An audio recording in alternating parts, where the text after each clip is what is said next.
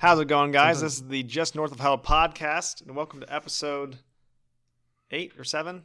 7. Yeah, it's 7 because we skipped 1 week because we didn't have a guest. And speaking of guests, we have Mr. Paul Kline. Welcome back. Hey guys, how's it going? How's it doing? How's it doing going? How's it do? I don't know why I'm clipping What's pretty good? big. Are we clipping? I don't know. For some reason, it's showing I was clipping, but You always clip. I don't know. It does not matter. So, how's that? Are you still in Toledo? No, I moved back home. Okay. Back in August. So yeah. How was that? How was the move? Well, it sucked because I had to move due to some emergency circumstances, but Yeah. you know, I'm trying to get back on my feet and get my own place again here soon. No more law school then, huh? Nah, dude, law school was terrible. It was terrible. Makes you want Imagine to everyone thinks that they're smarter than each other, but really statistically they're all pretty much the same. And just the way it's set up and everything isn't very See, now being a political science major and wanting to get into politics, I think, well, do I want to get in law school? From the douchebags you talked about, it made me kind of think, do I want to do that? Also, a lot of people who are lawyers lie, and it's like, do I want to cover someone's ass and just be like, sticking up for someone who might have murdered someone and be like, oh, they didn't do anything. Well, That's what you're paid to do. I know, but I don't want to lie. Most of the undergrad majors in law school are political science. So Yeah. that's the biggest one. You plan to be Congress people someday or something. God. The one I went to school with, he actually ran campaigns. He had in for different Ohio congressmen, and his goal, he didn't even want to be a lawyer. He just wanted a law degree, and then he wanted to be a lobbyist. Oh. They do make really great He was money. already. Mr. White, he makes good money. Is he a lobbyist? Yeah. See, the thing is, he's a Republican lobbyist, but I think something with Trump. I remember Trump just said no lobbyists here in the White House or something. I don't know. Wow. I don't know much about lobbyists. I just know, they try and push ideas and stuff. Yeah, I've been listening to these right to repair lobbyists because finally people are going in and recording these I think what are they, town halls or hearings or something. Basically, these right to repair people are just telling these governing people how bad it is all the time. Oh, I've heard about that. Yeah, I saw a video on YouTube, these farmers in Nebraska, they can never fix their tractors, and they're like, well, if we put it on a trailer and haul it, it's going to cost us tens of thousands of dollars more than the actual repair. But to repair it, we can't get any of the manuals because they're copyrighted. Exactly. Oh, So people I've are heard using, about that. Yeah, people have been using tractors from the 80s. Yeah. 70s, 80s, and they don't even care because at least they know how to repair these. Apple and different computer companies are bad too. A lot of third-party repair people can't fix what they need to. Can't even make components. Well, not a lot of those tractors from the 70s and 80s. Those are solid tractors back in the day. Oh, yeah. Tractors are made to last. I don't know about the ones today.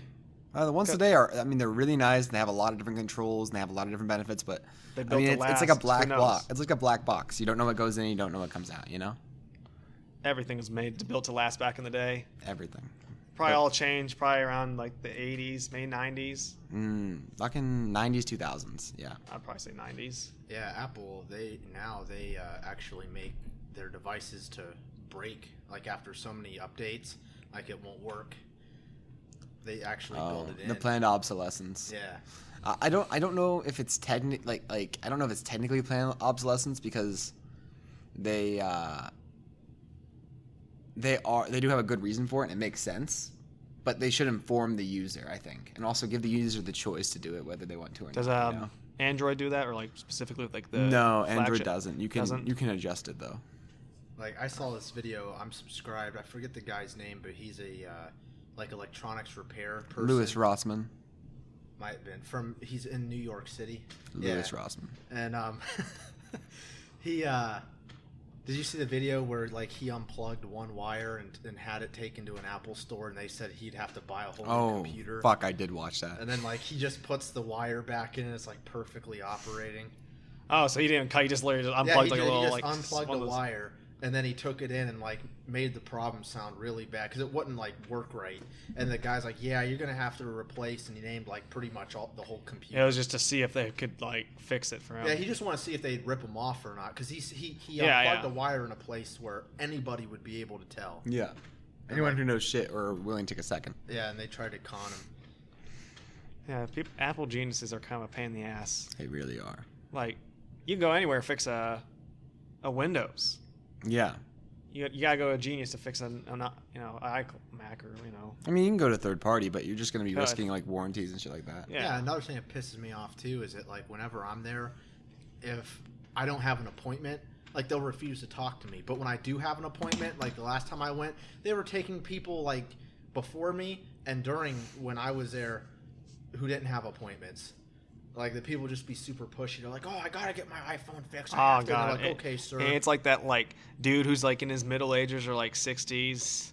Like, Yeah. I gotta go get my iPod fixed. Yeah, the dad Calling in an cargo iPod or shorts something. that just needs to like update his like phone and he doesn't know how to do it. I was taught how to fish, not how to update phones. But it's the type of dad who, like, when he uses his phone, he like holds it out like about like a good solid 2 feet away from it, and just only uses his index finger for everything. I think we have a new business opportunity. I think in order for this to work, we need someone on the inside. I think James would be the perfect person. You need to get hired in Apple stores at Genius. That Tell wouldn't be everyone hard. they need to replace their stuff, keep the old stuff, and then we just And sell it. Yeah. And sell it. That sounds like a plan. That sounds like I mean, like inventories and stuff are kept track of, so like you'd be kind of fucked. Also, they'd be wondering where are all these coming from. They could definitely trace it back to you just by like the serial number on the parts. But you could advertise the goods on the podcast. Free Hey. advertising. Hey, call in every 10 minutes. We're giving away a free iPhone. Yeah, we could have a free iPhone giveaway every day. Every That's day. viewership. We'll have like those it'd be like a talk radio show. You have like the regulars calling. Hey, you hear about this with the Democrats? Hear about this with Yeah, the man. Now that Democrats. Rush is gone, someone's got to take his place. God no, I hope I'm not. Oh my god, I never listened to him. I've never. Well, he was only given like a on shit. satellite radio. I think. I hear maybe like AM radio maybe. Are you talking about Alex Jones? No, No, Rush Rush Limbaugh. Rush Limbaugh. Yeah, he died. He was everywhere, dude. I knew the guy's name, but I just never ever heard a show of his. Really? Mm-mm, Not never listened once. to him. That's crazy. Well, was he only on radio or did he? Well, He probably- was. I mean, I don't think he was on radio around here, but yeah, he was definitely on the regular radio for a bit. I don't know. I don't know. I just remember the day Maybe he I'm died. misremembering. I don't know. I remember just people were just like saying, "Oh, I hope he burns in hell," and just all this stuff, and just what a piece of shit he was. I'm like, God damn, well, the geez, vitriol. I don't like Hillary Clinton or Chuck Schumer, but if they died, I'm not going to tell them to burn in hell and their families to get cancer or some shit. Well, there was some Nancy Pelosi though. What? there was some Chamber of Commerce president up in Michigan, some little town, and she had to resign because she tweeted "ha ha ha ha ha" and then like retweeted an article about him dying of cancer. Jeez, God, Ooh, that's a brutality right there. I mean, who gives a fuck, honestly? they died or that she did that. No, that she went ha ha ha ha ha. Who Oh, gives well, a fuck? no. Like, I who have to edit cares? this part out again. No, it's good. Have a political crisis on. Oh, who gives a fuck if he died? I mean, whatever. God damn. Have militia groups on one end and Antifa targeting all of us. I could actually see that happening to at least myself. I don't know about you. You just guys. hear them knock on the doors. Boom, boom, boom. Blockade the studio. We're just on the roof. We have James has a drone helicopter picking us up. Night vision goggles. Night Mark the vision DZ. What you guys been thinking about all the crazy political stuff going on? Well, I thought I was going to get firebombed at Kent today. Yeah? So, you guys know I'm working for Turn Point now, USA. Yeah, you painted a target on your back. What are you paid there? What? Yeah, I get paid there. Like 12? $12.50 an hour. I table there on campus. I can only do 5 hours, a week, which, whatever. But it'll look good on a resume. But so I'm in front of the Mac Center, like that area. Yeah. I had this table. I got these signs. So every week there's a theme, and this week was it's called "Yay for 2A," Yay for Second Amendment. So I got this sign. One that has all these guns. It's pick your Oh God. I'm pro-choice. Pick your gun. The other one it says they're in my handed car. me a pin. They're in my Literally car. handed me Oh a yeah, I pin. gave you. I have a bunch of pins in my bag here. I'm just like, you want one? And I'll show you these things in my car. But and the other one said, I am Republican, Democrat, and then it's like boxes, and I'm woke, and there's a check mark. I'm just like, look at this, like my field rep. She handed me these. I'm sending off. I'm just like, oh my god. I'm gonna be probably the most hated person here at the campus. I'm a white kid with this like Woke is pros. probably the one that like the rest was like whatever. They're just general, political stuff. But I might not put that one woke. up. I'm getting a box soon in the mail that's gonna have like all these like type of like shit I gotta like set up. Okay. So I won't use that one. I'll give it to someone else. I was ready to get firebombed.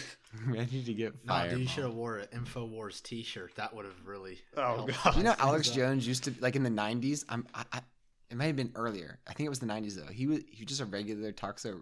Like he was on talk show radio, like in Pennsylvania, He did well. Maybe that early. Pittsburgh, Pennsylvania, I something gotta like that. look this up. Just There's a kinda guy like he worked with. Kind of like Bob Golick or John Denton, Couchburner. I don't know Yeah, if you heard those guys. my dad used to listen to him. Go There's a ahead. guy that he works with.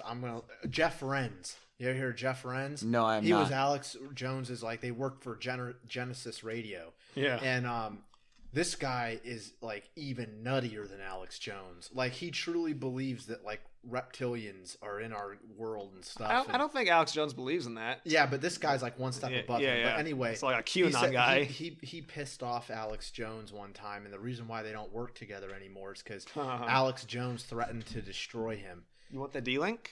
No, I got it. Why did he threaten to destroy him? because they disagreed on. I forget the theory, but No, use the D link. It's not being used. I don't give a fuck. Or you want me to use it? You use it. I don't give a fuck. All right, I'll use it. Why did he say he's going to destroy him? there was some theory there going on. Look at this guy though. Here, this is what the dude looks like. I can't plug it in. That does not look like a real person. I know it doesn't, but no. If you go to his website, dude, there's like he has Bigfoot and UFO like tracking where like people can report sightings and it like tells you up to like day by day where sightings. It has to be satire. That can't be real. He's been around as long as Alex Jones. No, that has to be satire. And then That's he satire. has like you can like he has this link you can click and it's like, do you want to become one of the richest people in the world? He has like this program he sells. Oh, it's one of those things. Yeah, I know what you're he's a talking about. grifter, No, bro. no. He's just a grifter. No, dude, he truly believes it. Like There's no way. He's just like Alex. No, it's RENSE. Go to Hopefully dude, we'll if you see. check out his website. Yeah, Rens.com. Oh God. Oh God, I wish. See, this There's one so actually many had like cameras. shitty like '90s banners ads too on his site. Like it's hilarious. What the fuck? What? This looks like just a This shit. looks like it's from the 90s. Yeah. This like looks like something like I would see like when I was like 7 years old on the internet.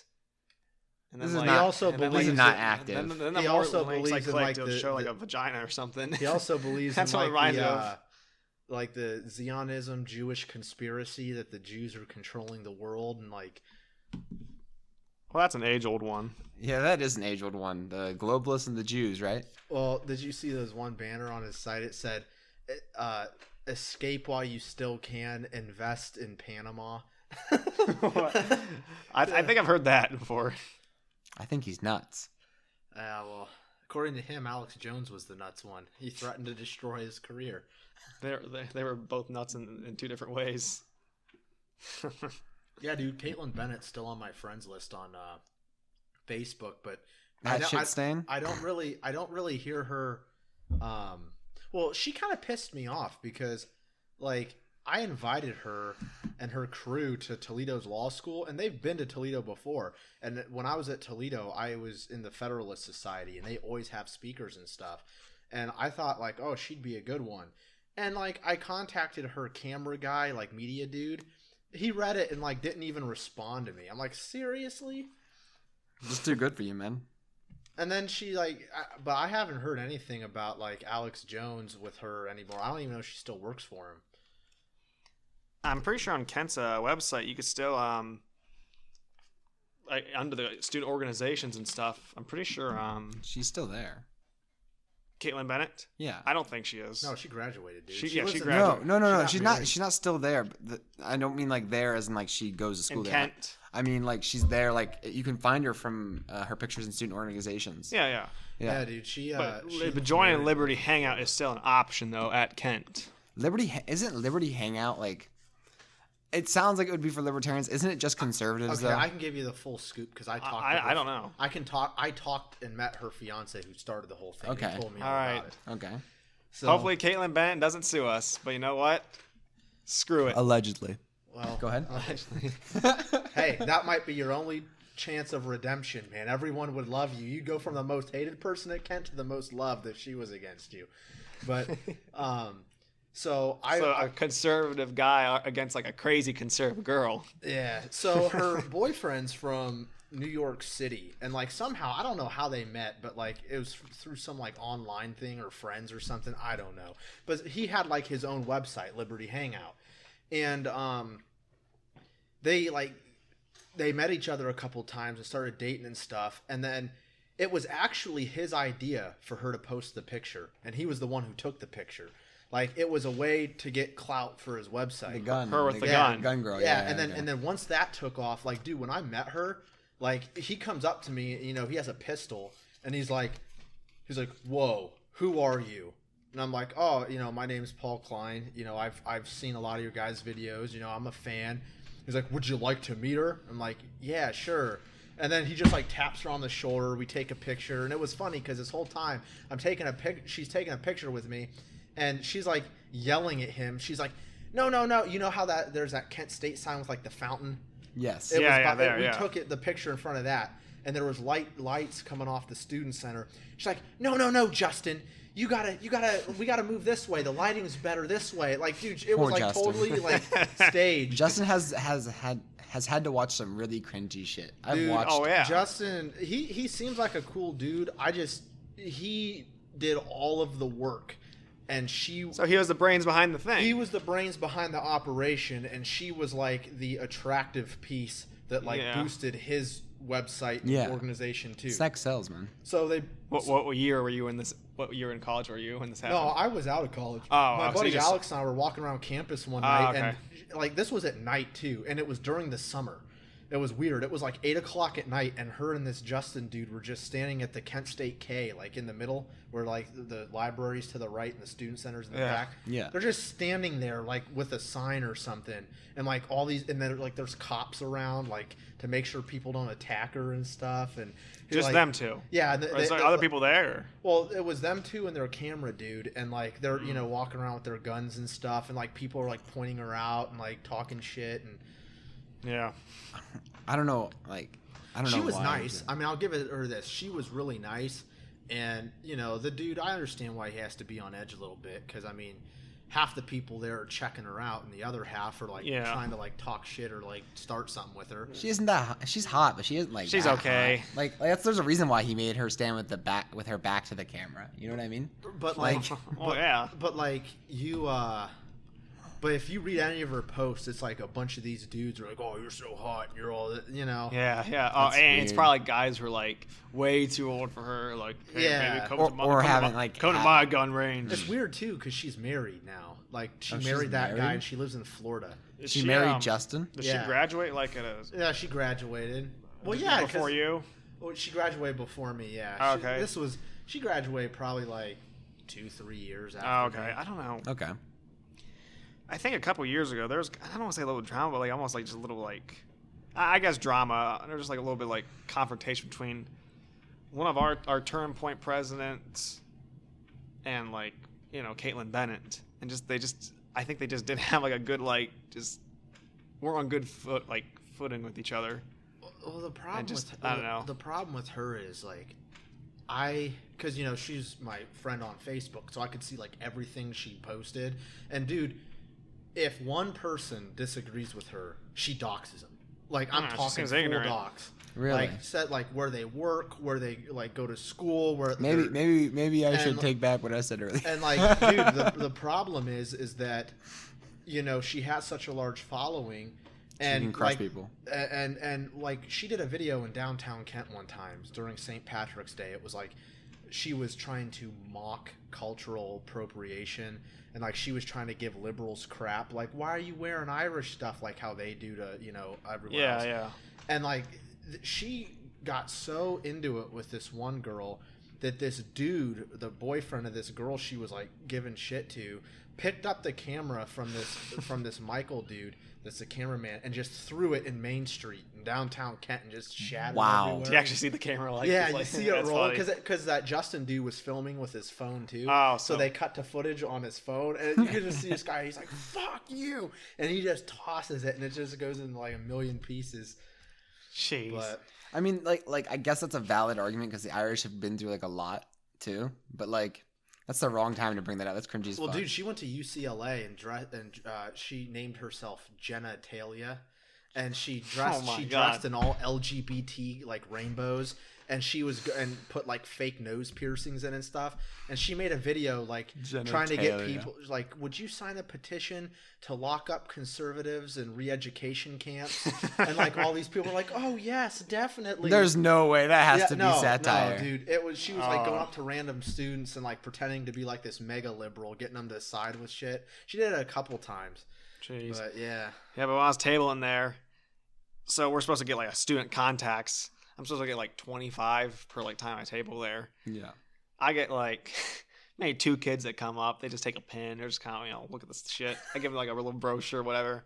Here comes this one guy. This guy in his probably 60s. Another guy in his 60s. Burnout. Bernie Sanders. No.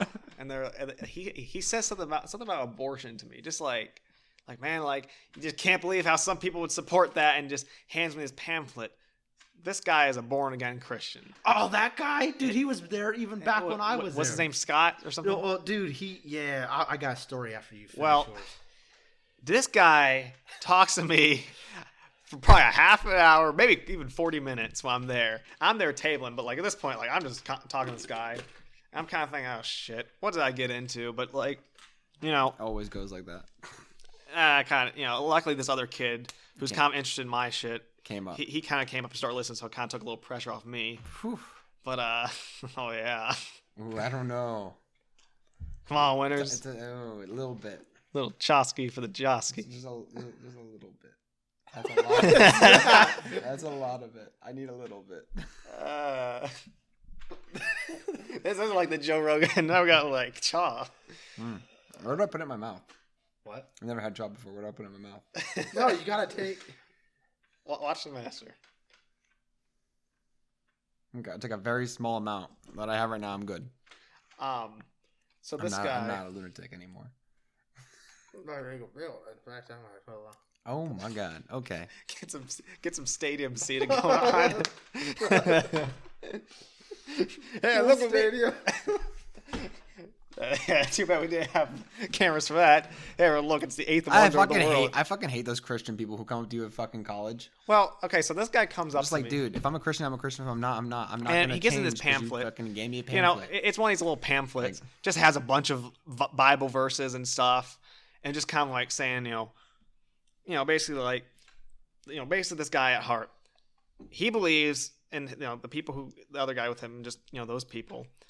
Everything the Bible is the truth, and that's the only way. Fundamentalist or whatever. Basically, literal interpretation. Yeah, like it's literal interpretation. Like there's really he said maybe sometimes 80% of the stuff's legit, the other stuff's a little bit of interpretation, but the world was literally made in 7 days. Yeah, that type of stuff. You could believe that. The Catholic Church doesn't even believe that anymore. No, we don't. And so I did make it clear to this guy, I'm a Catholic, because we start talking about abortion. I'm like, yeah, as a Catholic, I hear about that stuff all the time. He's like, okay, well, he's like, well, don't you know, like just starts going about like how the Catholic Church is a cult, and just like, but like that was your fundamental flaw. They were bringing that up. Them people sit there and well, he wasn't mad at me. They hate Catholics more than people don't believe, dude. Well, the guy Why do people hate what did Catholics do? Like, I understand Pope Francis is kind of like he's in Baghdad right now. He's crazy, but no. Like, what did Catholics do to anyone in the past 100 years, really? These born agains, man, they're weird. But yeah, he just kind of going on about this, saying how he says basically just like, oh, like you guys worship Mary. I'm like, we don't worship Mary, we just honor her. Yeah, they always try to pull that you pray to idols. Yeah, he's talking about idol worshiping, and that's like he kind of like thought we were like a cult because he's like, I was down there in Guatemala and they're like selling these like he says like he went to Guatemala, Haiti, cocaine in large amounts.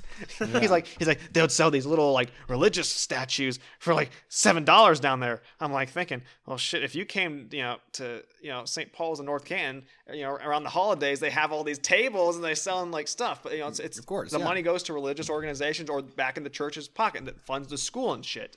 And there's nothing wrong with and they would be like, well, in the New Testament it said when Jesus went to the temple, he saw the vendors there. Jesus raised hell and tipped their tables. Okay, buddy. Yeah, because they were making money for themselves. Well, they were selling stuff instead of worshiping. Yeah. That was the problem. Well, yeah, I got a funny story about him and the dude. There's a dude in Canton that does that. He stands with the sign every day on 62, right? When because I've been visiting my grandpa a lot because he's not doing well, so I take care of him a couple times a week down in Strasbourg. Okay. And every time I take 62, like any hour of the day, this dude's standing there with a sign. It was like it says Jesus saves, and it has. Well, this guy's one of those guys too. He said basically like that's crazy. Just like, man, like this place is evil. All these liberal campuses, just like. It's so horrible. This place especially. I remember on Valentine's Day I was here. These girls were walking around with these like roses, but they're made out of condoms and stuff, handing them out and stuff. I'm like thinking, well, this guy would shit if he just walked to the bathroom. There's a big old condom dispenser. You just twist the things like for 3 different sizes. Dude, I always thought that was the best part about Kent. And right next to it now, you get free condoms at Kent. Dude, in the dorms. Well, like when now I it's in the bathrooms, the student center. Dude, when I used to, that wasn't there. But what that's was a big bonus. Is at like any front desk, there was like a bowl of condoms, and you could just like take as many as you want. Yeah. Well, no, I got a funny story about him. I love generosity. But yeah, right now next to the condom vending machine, there's like a awesome thing for like tampons and pads too. That's cool. Why would in a men's bathroom would you need that? Dude, it's 2021. Why would you need that? Yeah, it's 2021. I mean, I understand. Fuck. This is gonna get me in trouble, but like, I don't know, man. I feel like we need like I actually dislike the idea of men and women bathrooms entirely. They really bug me. I saw a T-shirt the other day. Some like liberal person was wearing it. It said, "I don't identify as a man or woman. Where do I pee?" And someone commented and said, "Out fucking side." It's probably one of those guys. Just one of those fucking assholes. It's just like probably one of those guys because that guy also in this pamphlet said something about like the drunkards, the drug users, the adulterers, the homosexuals, and just like all of them will burn the lake of hell and stuff. And just like, yeah, Hell's this shit ain't gonna go well here. When did hell become a lake? Yeah, like a big old hot tub. Sounds like some Westboro Baptist church shit. It really does. And he's like, also talk about how like some like Baptists, like they're so in line with their beliefs, and just like these Protestants, and like they're not telling you these like verses in the Bible and stuff that like they're hiding it from you. This Jewish so he's guys, not even one of them. What? He's not even like a Protestant. I don't know. I asked him. He's a born again Christian. Yeah, though. He said there's like a certain like. Yeah, but there's Baptists that are born again. Yeah, he said there's like a certain like he's even go after like kind of like criticizing the Jehovah Witnesses. Well, Jehovah Witness is actually like a cult. So. I got a couple go. Yeah, only 400,000, but there's probably more than 400,000 Jehovah's Witnesses, and I don't know, man. It's a cult, bro. I don't know enough about it. It's definitely a cult. Oh, I got a couple good stories about him now that you brought him up because it just dawned on me. But I guess finishing like the guy sorry, I'm cutting you off. No, you're good. But this is a cluster. Go ahead. He just kind of like me and this other kid, because the other kid that was in it, he also was Catholic. He's like from an Italian family, and he's like, oh, thank you for just at least talking. Some people just don't like want to talk to us, but I appreciate it. I'm like, oh, no problem. I like talking to everyone. But the main question is kind of asking like are you why are you Catholic? Is it because you were born into Catholicism and stuff like that, or like why just your religion in general? He's like, you gotta find the truth, and you gotta like find that Jesus and the Word of God is the only way, and just like pretty much that heart. Bro, I was one of those kids that like I can't even say I was like an archetype. I just fucking like really like to read, and I really like to study things. So I read the entire catechism, the entire Catholic catechism. And dude, who has time for that? Well, didn't we read a little bit of that? I can read really fast. But didn't we read a little bit of that? Like that's like the very first part of the Bible, or no, the catechism like beyond the Bible? So the you remember that yellow book we had in 8th grade? UCAT. UCAT. That was Written by that John was like Paul that was a II. kidified version of the full catechism. So you read the catechism. I read the catechism. How big's that? Like 18 books? Big. Or what they'll release. But like Eddie would probably be like, man, you don't know what they're hiding in the Vatican, man. At the end of the flat Earth, you can find it all. and when it comes to like well thought out arguments, I would say the Catholics probably have everyone else beat, because like they literally have a book full of traditions and arguments for different things. Like there are so many people who are just analyzing everything, trying to figure everything out. I just feel like people are really uneducated on what even Catholics don't even know what Catholics believe. No, and I'm not I even probably religious don't or either. Catholic. I'm just like weird. So I'm just saying I like it because that's just kind of like what I'm used to it. But I kind of just like some of the things I know it stands for. I'm not like one of these Catholics that the Pope jumps, I jump. Well, it's funny that you mentioned like the arguments and stuff, because if you look throughout history, some of the most like famous Catholics were actually lawyers. Mm-hmm. Like St. Thomas More. Like there was a thing when I was in law school. Yeah. It's called the St. Thomas More Society. That's actually who I picked my confirmation name after. But like him, St. Thomas Aquinas, he was into law. There was several people that were into law. But yeah, because that time during St. Thomas Aquinas, especially, he was middle-aged guy. yeah. The whole clergy was like super educated. They were the only educated class back in the day. Yeah. I think he was around that time. I don't know when. I actually don't know. So I was like, I'm not gonna say anything because I really don't know about that. dude, I think it would I forget about the era. I think if you could travel back in time, I think that'd be the time to be a part of the church, because like you could charge people tithes and Dude, like the church was powerful back then. yeah, dude, you don't like someone, you just get the crusaders like, hey, take this dude out. He's a heathen. Come here, harlot. Hard thought. Hard thought. Just fucking Damn you and your leggings. damn you and your legs. No, if you brought We could see your ankles. if you brought a middle-aged person, like a person from the Middle Ages, to modern day, they'd have a stroke. They might have a stroke. Like they might literally be so shocked about like, you guys just have water that comes out of like tap. Like you guys just have pipes that go everywhere. Moses You have hit the working rock and sewage the water system. came out of the rock. You might just have like their brain may just explode. Imagine like somehow like you had a portal. Like This is it, getting it, crazy. it, like opened up somewhere like where all the Crusader soldiers are at. And somehow like it got stuck, so it stayed open for like let's say a good like 2 hours. And they like walked into the streets of like LA and they saw everything. That'd be a bloodbath. Well, like It really would. What is this place? Well, like the closest thing to that is I was watching a documentary on like North Korean defectors that go to South Korea, because South Korea has that law to where they'll take anybody from North Korea and they'll like help support them and stuff. Yeah. And it's so different in South Korea that most North Korean defectors end up committing suicide within 3 years of defecting, because they can't take capitalism and like all the things that they have. It Jeez. isn't only that, but they can't, like, when you're in North Korea, you believe that like this is like actually like, It's the only way of life. this is the way, right? Like you may even be helping, helping be sympathetic to like the Kim Jong-un or whatever, right? Well, he probably. So I'm sure it's like you feel really bad. Well, yeah, I mean, it's one of them things where, like, did you see a couple years ago that soldier that escaped across the DMZ, and North Korea actually fired into South Korea? It was like all over the news. I do remember that. Yeah, and they had to wait. Like the North Koreans were so pissed that one guy defected that like they stayed out there all day, all night, and like South Korea had to send their special operations unit. Like they all had like night goggles and like tack suits, and they had it because they shot this guy. He ran across and they opened fire when he was already past, and they thought there was going to be like a war. Well, South Korea just waited, and this guy had to lay there shot and play dead. And like in the middle of the night, they like grabbed him and like pulled him into these bushes, and then like he was in the free and clear. Shit. Who do you think would win a war? South Korea or North Korea? South, because they have us. Just between the two. South and North. Just between the two. I don't remember if South Korea has like direct Nukes. access to nukes.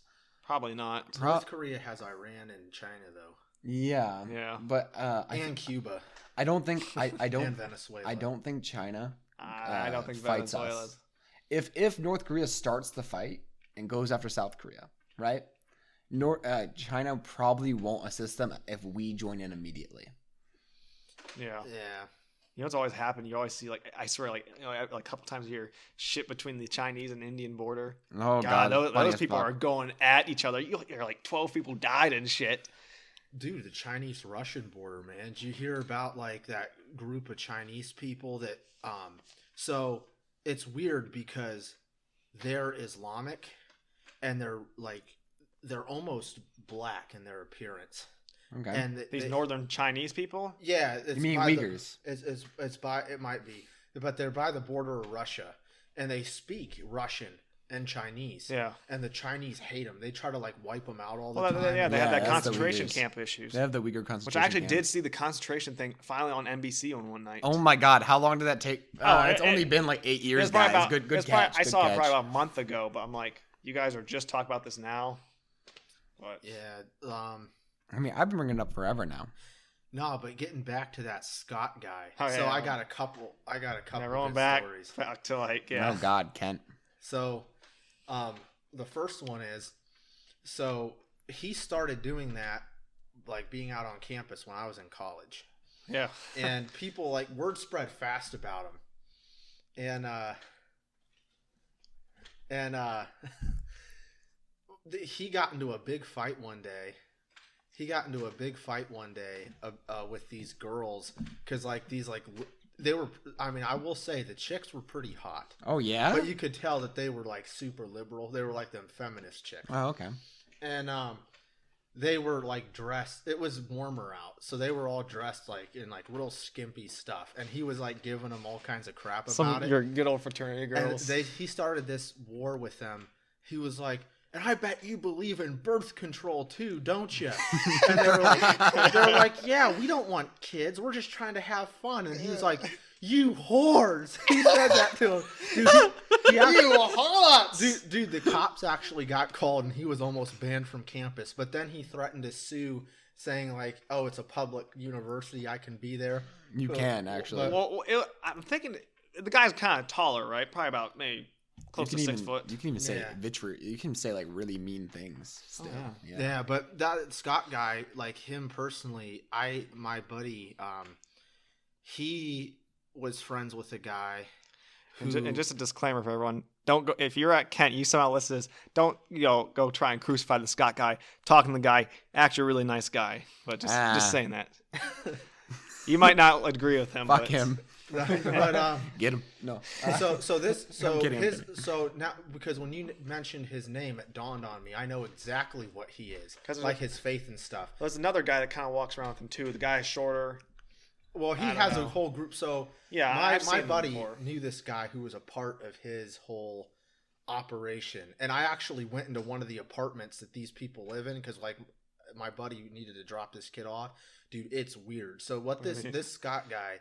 So like an apartment they have like these meetings or okay, he has his own organization, and it is a born again thing, and their main office is in Columbus, and he used to be like some hardcore like hippie druggie, and then like he turned his life around. He said he used to be like an atheist software dude. Well, like so what happened is he has this cult that operates where like he encourages all the kids to get married.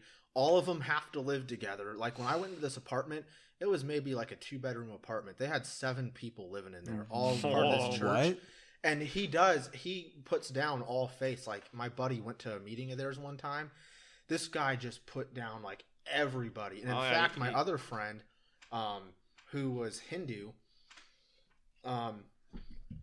he's a really cool guy. Like he's a very, very nice guy, laid back. I think I remember you talking about me. Yeah. Well, this Hindu guy, so he had this vacation planned with his uncle to go to Vegas. Mm-hmm. Well, this kid that was a part of this cult, they were going on some like retreat in Florida. Yeah. And these two guys knew each other for so long, the one guy was just interested, and he's like, hey, can I go along and just see what your church is about? I don't really want to join or nothing. Your Indian friend? Yeah. And he's like, yeah, sure. So my Indian friend cancels the trip to Vegas with his uncle. Mind you, the tickets were non-refundable. And then this guy calls him at the last minute, like the day they're supposed to leave. And he's like, hey, I talked to Scott and you can't come because you're not a Christian. But if you're willing to get baptized today, then you can go. Jeez. And he's like, fuck you, no. Did he go to Vegas anyways? No, because his uncle already left. They already. That sucks. Should have gone to Vegas. But no, dude, that whole thing's a cult. Like, they go to you ever hear of West Branch State Park? Mm-hmm. They do their baptisms in West Branch State Park. They literally take people out there. Like the kid that I'm telling you about, his like Facebook picture is him like in this like lake, like this like at West Branch, and he's like getting dunked in. They're doing the way John the Baptist did to Jesus. And dude, this kid's so bought into it. Well, that's their philosophy. Yeah, yeah. But dude, this kid was so bought into it. He was into architecture big time, and like architecture is a really hard field to get a job in. Yeah. And this dude was offered this really good job up in Cleveland, like that was going to pay him like $75,000 a year, and he turned it down because he wasn't able to get any of his church people to live with him, and like that's one of the rules. So he turned it down to live in this crappy apartment in Kent and work his like low-paying job because he wanted to stick with that group. Damn. And they also have to, like, everyone there is encouraged to like give a bunch of money because it's tax-free because they're a religious nonprofit. Yeah. So like they all live in poverty and give like anything extra they make to this dude. That is certainly a cult. Yeah. Remember this, guys. This is all allegedly. I don't know or cannot confirm anything being said, but sounds like a cult. The thing that was really creepy is that like I tried to talk to this guy, like just try to shoot the shit with him, and he travels a lot, like my other buddy does. And he was telling me how he went down to New Orleans for Mardi Gras one year, and I'm like, "Oh, dude, that's sweet." Sounds I'm like, "What bars did you go to? Where'd you party at?" He looks at me like I just like insulted his family.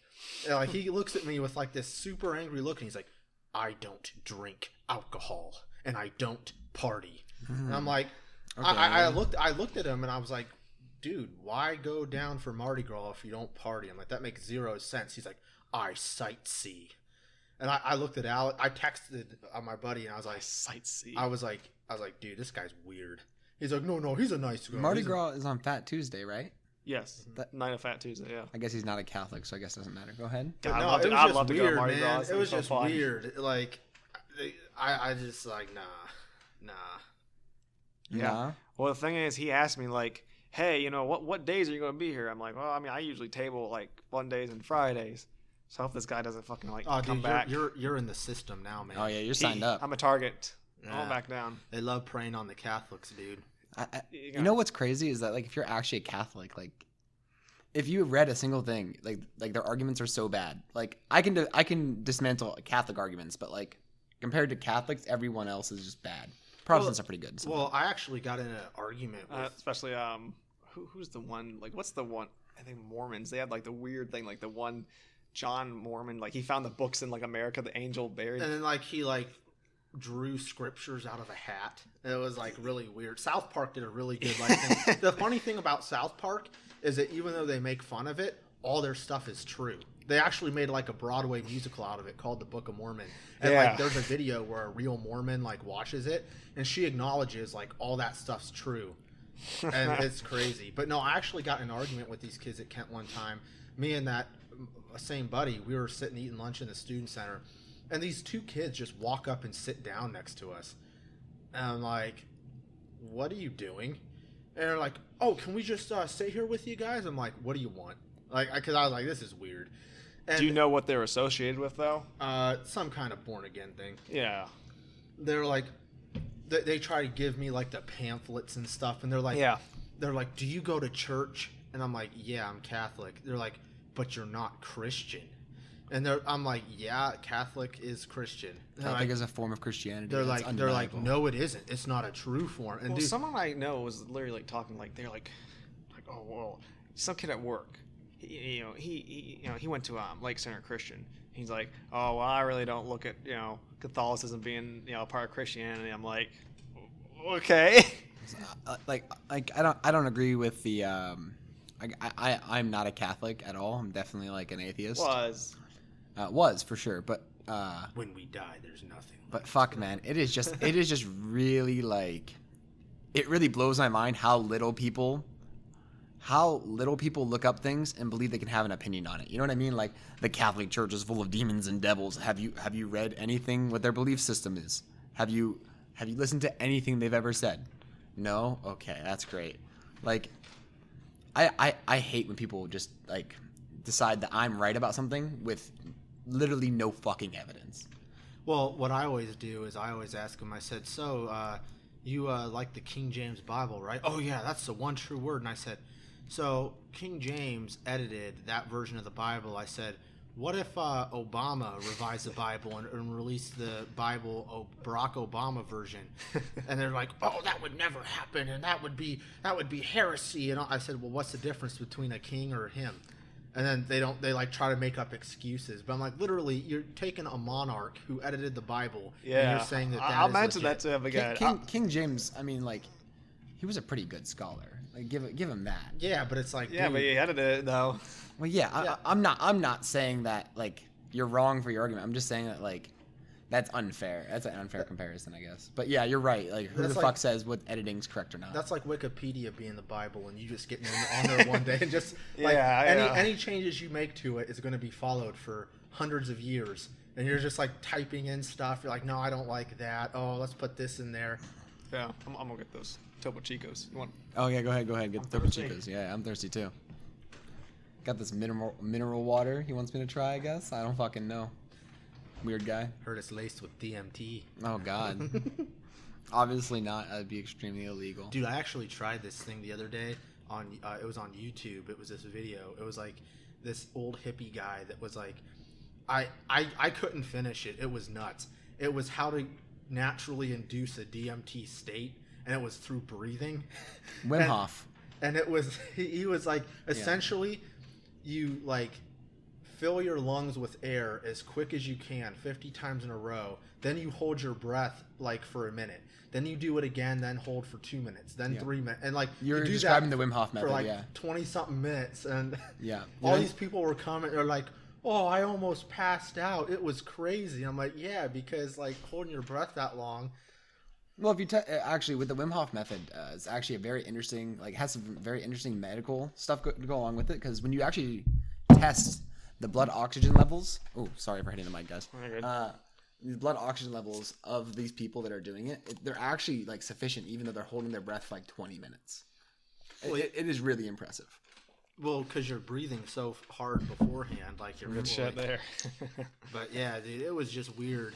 I was telling James about this video. It was like try to release DMT naturally, and this like old hippie guy, you like inhale like completely and exhale completely 50 times, then you hold your breath for like a minute, then you keep doing it, and the minutes you hold your breath keep going up, and then like it's supposed to induce this like crazy state. After like 3 minutes, like, dude, I almost suffocated. I was like, screw this, I don't care, this ain't worth it.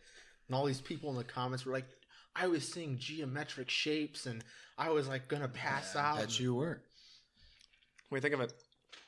The water? Yeah, It's delicious. It's fucking amazing. I told you it was good one night. I have tried the Wim Hof method before. You said you have? Yeah. Well, oh, like breathing in. Not for DMT experience. Just it's a great breathing exercise. Really expands the lungs. You know, get you like hyped up or recovered from stuff. It's good. Dude, you ever read some of the comment sections in them videos? No. Dude, there was these like hippies that were like, this one girl was like, I hope after doing this every morning your coffees taste like magic, your joy brings you tears, and your sadness is no more. This is the true meaning of life. Yeah, get that Scott guy on DMT. Next time I see him, I'll be like, hey man, have you ever tried DMT? Oh, dude, he's probably done ayahuasca, shrooms, puking in the desert sand. Speaking of shrooms, man, do you know it's about that season? No, I do not. I do not do that kind of thing. I mean, I don't either. I'm just saying it's interesting. Would you do DMT? DMT? Because remember that one night we were talking about, you're like, I'm okay, I don't know if I want to do DMT. We could go down to like one of them South or Central American countries pay a shaman, and like Joe Rogan said, go out in the middle of like a forest or a field, and then all see how the aliens and like little like machine elves come out. And Speaking of aliens, did you hear about Baker Mayfield? Yeah, Colin Baker Mayfield, he was driving home from dinner in Texas with his wife the other day, an alien. and he said he like tweeted that he saw a UFO over Lake Travis in Texas. He said it was like this giant ball of light. What do you think UFO? You think UFOs are like, you know, like people just tripping on DMT a little bit or like being weird? No, because I think I've seen a UFO. I don't know, man. Dude, just the other day, my dad and I were driving around, and like we saw this. It didn't look like a plane, and it was just covered in lights. It was just like this weird object. Wait, was it black? Yeah. Oh, okay, because I've seen this thing before. Okay, so this is kind of maybe about a year ago, a little more than a year ago, but I was at Ryan's house. We're in Monticello, so you know, Okay. neighborhood Monticello, my guy. light pollution. Docks. Nice. But we're there. There's me, Ryan, Seb was there, Alex, and I think Joey. And someone's like I don't know. Alex is like, "Hey, dude, look at that in the sky. We see this like black thing. It looks like a chevron." I've told you this story before. Yeah. You know a chevron. Yeah. That's what I saw the other day. It's you know a military. You know a sergeant like that. How it goes down like that. But more narrow, yeah. It's probably, I'm guessing this thing's probably about 200 feet in the air, maybe 300 feet between there. How big is it? Fuck. It might have been taller. I don't know, but it was. How big do you think the thing itself is? It's hard to tell. Maybe, I don't know. I mean, it probably had a. What do you think the wingspan? Look up the wingspan of a AC-130. I don't know. Yeah, Jamie. I don't know. I want to get like a perspective. Joe Rogan, Jamie. Look it up, Jamie. The wingspan? Nice. What was it? AC-130. Oh, an AC-130. Okay. I like how we're using DuckDuckGo too, so Google can't monitor us. No, fuck Google. Aircraft. Here, just fucking open We're on Wikipedia. Wikipedia, the Bible of true men. The Bible. This is the King James Bible of the 21st century. I don't see it, man. I'm not really reading it though. My brain is. I don't know. Off. Maybe let's say. Dude, I'm gonna get. I think you guys are nuts. It's probably 150 feet, maybe wingspan. Is that big? 150. That's huge. Okay, 150 feet. All right, that's huge for an object that's just sitting in the air. Was it just sitting there? So we look at it. Look up. It's like this chevron. You know, this is against the night sky. It's the same color of the night sky, but kind of has almost like this little glow around it. This little like white hue around it. You think they're using active camouflage? Yes, some sort of reflecting thing, but yes, kind of. Refraction. Instead of active camouflage. Like kind of bending the light around it, and it has like these little like white lights, just kind of like little lights, as kind of maybe about 3 or 4, just going down the wings. The same like dimness and then light intensity the stars were putting out in the night sky. And it's just going over us. It's very slow, but still, you know, nice, just a nice steady pace. I've seen stuff like that. It's before. going over. I know what you're talking about, actually. And we were looking at it, and like three out of the 4 of us could see it. So, you know, it wasn't just one person that saw it. I mean, you guys can convince each other stuff, but like, I definitely think there's stuff. But we saw it. I don't know if they're UFOs. I think they're probably military or something. Ryan couldn't find it. I don't give a fuck about Ryan's opinion. So, but you know, isn't that the guy that no play paintball that you don't like? That's Alex. No, Alex is cool. No, I think it was me, Alex, Ryan, and Seb. Okay. And yeah, we see this thing going over. You know, like I said, it's kind of hard to see, but once you kind of saw it, your eyes are locked on it, and it's just going above us. And once it kind of gets to a certain point, like over here, it's like it's completely flat. It's just like it's gone. You know, it's keep going. But, you know, if you see a plane fly over you can see the back end of it. This thing, keeps going, and once it kind of got to a point that wasn't that far away, you couldn't see anymore.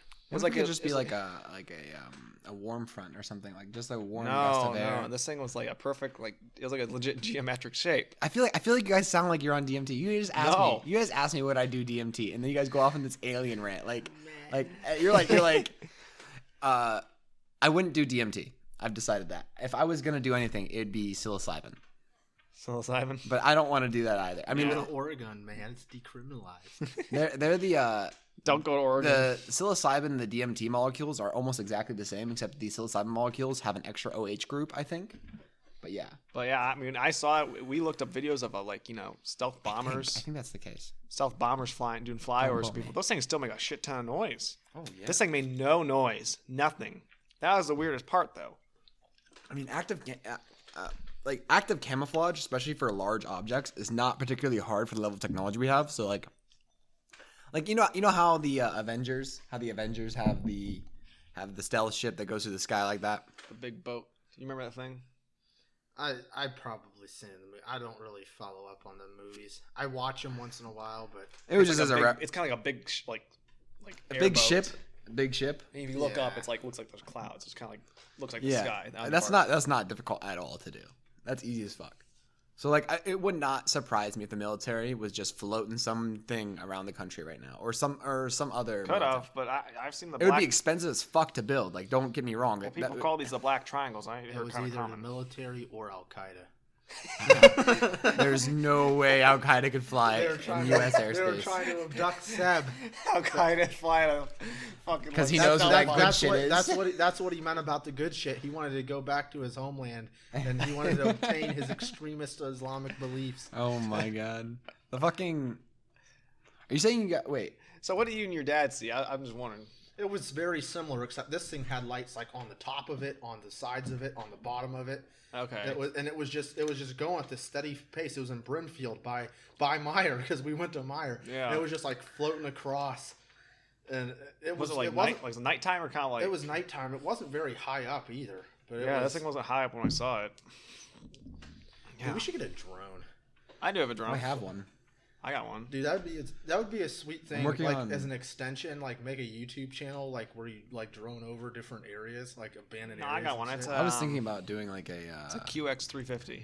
This is just one of my passing ideas, not but I always wanted to do an engineering YouTube channel where I just build shit because I build shit all the time and do all kinds of shit. What's that one guy I watch? He made this baseball bat that could hit. He has the 50. He has the 50 caliber, the 450 caliber rounds inside the baseball bat or something. Yeah. Yeah, I know. I can't remember his name, but I really love watching his stuff. Yeah. Dude, I think an urban exploring channel would be sweet. I mean, I was taking the one class introduction. Urban exploring is hard. Just introduction to UAVs up at Kent when I was still an aeronautics major. I love UAVs. And ultimately, in the end of the class, we would have our drone license. So we could pilot drones. Oh, I don't have a license. Well, just a certification. And the class, this is during COVID. Probably a year ago. Then got canceled and I was never able to get. So I got to go back to the professor and ask him, hey, can I somehow do this class or just somehow get my license? Because I paid money. Yeah. So it's I want my license. I probably have to re-review Part 107, all that shit. Yeah, of course. That's some tedious shit. I'm about to 3D print my own drone frames and build my own drone, just because that sounds fun to me. But there are a lot of UAVs I want to make. I love UAVs. I think you'd be good at. I think you'd be good at doing private investigating surveillance and then making different devices to catch people doing shit. I'd be good at a lot of things. Wiretapping people. Yeah. I actually hate those people. Privacy is a human right. I hope that the law is changed. I wasn't going to say anything bad there. I'm sorry. I just think the violation of privacy that we allow in our lives right now is fucked. I love security. Yeah, I mean, and then anyone that exposes it, Julian Assange and Ed Snowden, man, they said Ed Snowden, even if he was pardoned and cleared and everything, he knows he could never come back here just for the simple fact that he'd probably get assassinated. Probably. Definitely. I mean, it wasn't just the NSA stuff he released either. He released. When was that?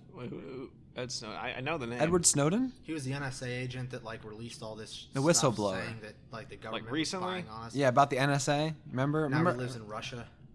It's recent, right? Kind of last couple years. No, this has been forever, dude. I don't remember this. They even made a movie about him. Let me. I know there's one with Will Smith. Well, that's another movie. That's a Concussion. No, it's a Will Smith movie. He's in it, and it's with it's about this motherfucker right here. Yeah, that guy. You know him? I recognize him. Yeah. Okay. Yeah, that's Edward Snowden. So he basically just released. 2013 is when he did this shit.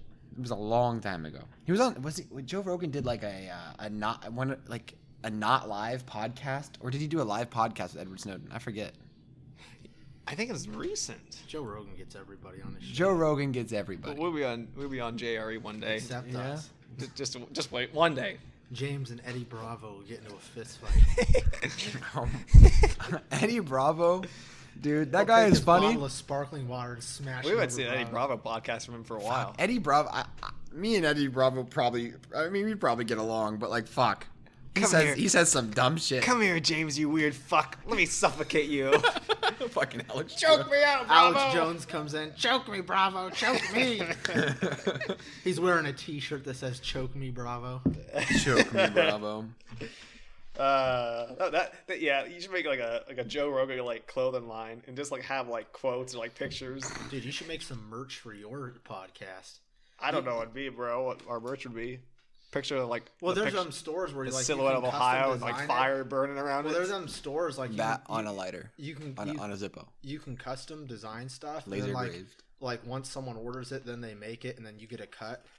That's all of them other people. You mean drop shipping? Yeah.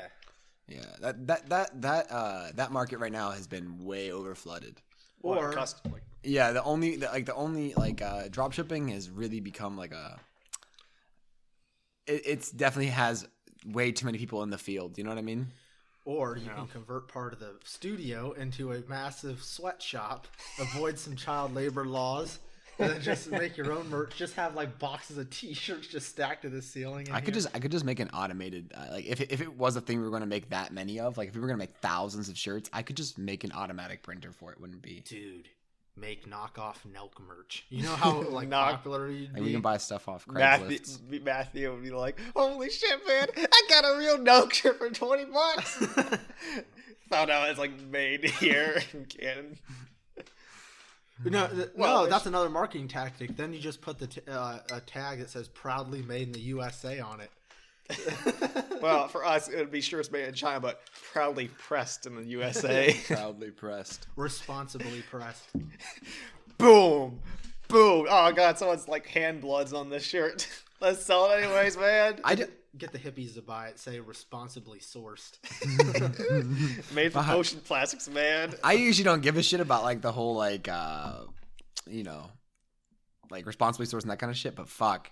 The fucking slave factories, like the fucking labor camps over in China, bro. That shit's intense. Dude, I get pissed. Dude, you gotta watch this documentary on Netflix. It's called An American Factory, and it was really really interesting.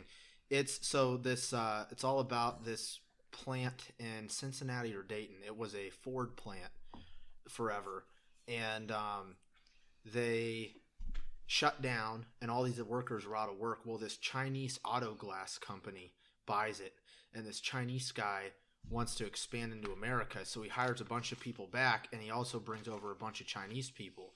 And like the whole film's about like the difference, and like essentially what happened is they were trying to run this like a thing in China, and they like all these safety laws were getting violated, people were getting hurt, and these Chinese people were working like around, like it would show the Chinese people who work there, they were living like 10 to an apartment, barely scraping by, working like 12 hours a day, and the Americans wanted like to unionize and stuff, and like then like the execs went over to China, to the China plant, and saw like how those guys like overtime's mandatory.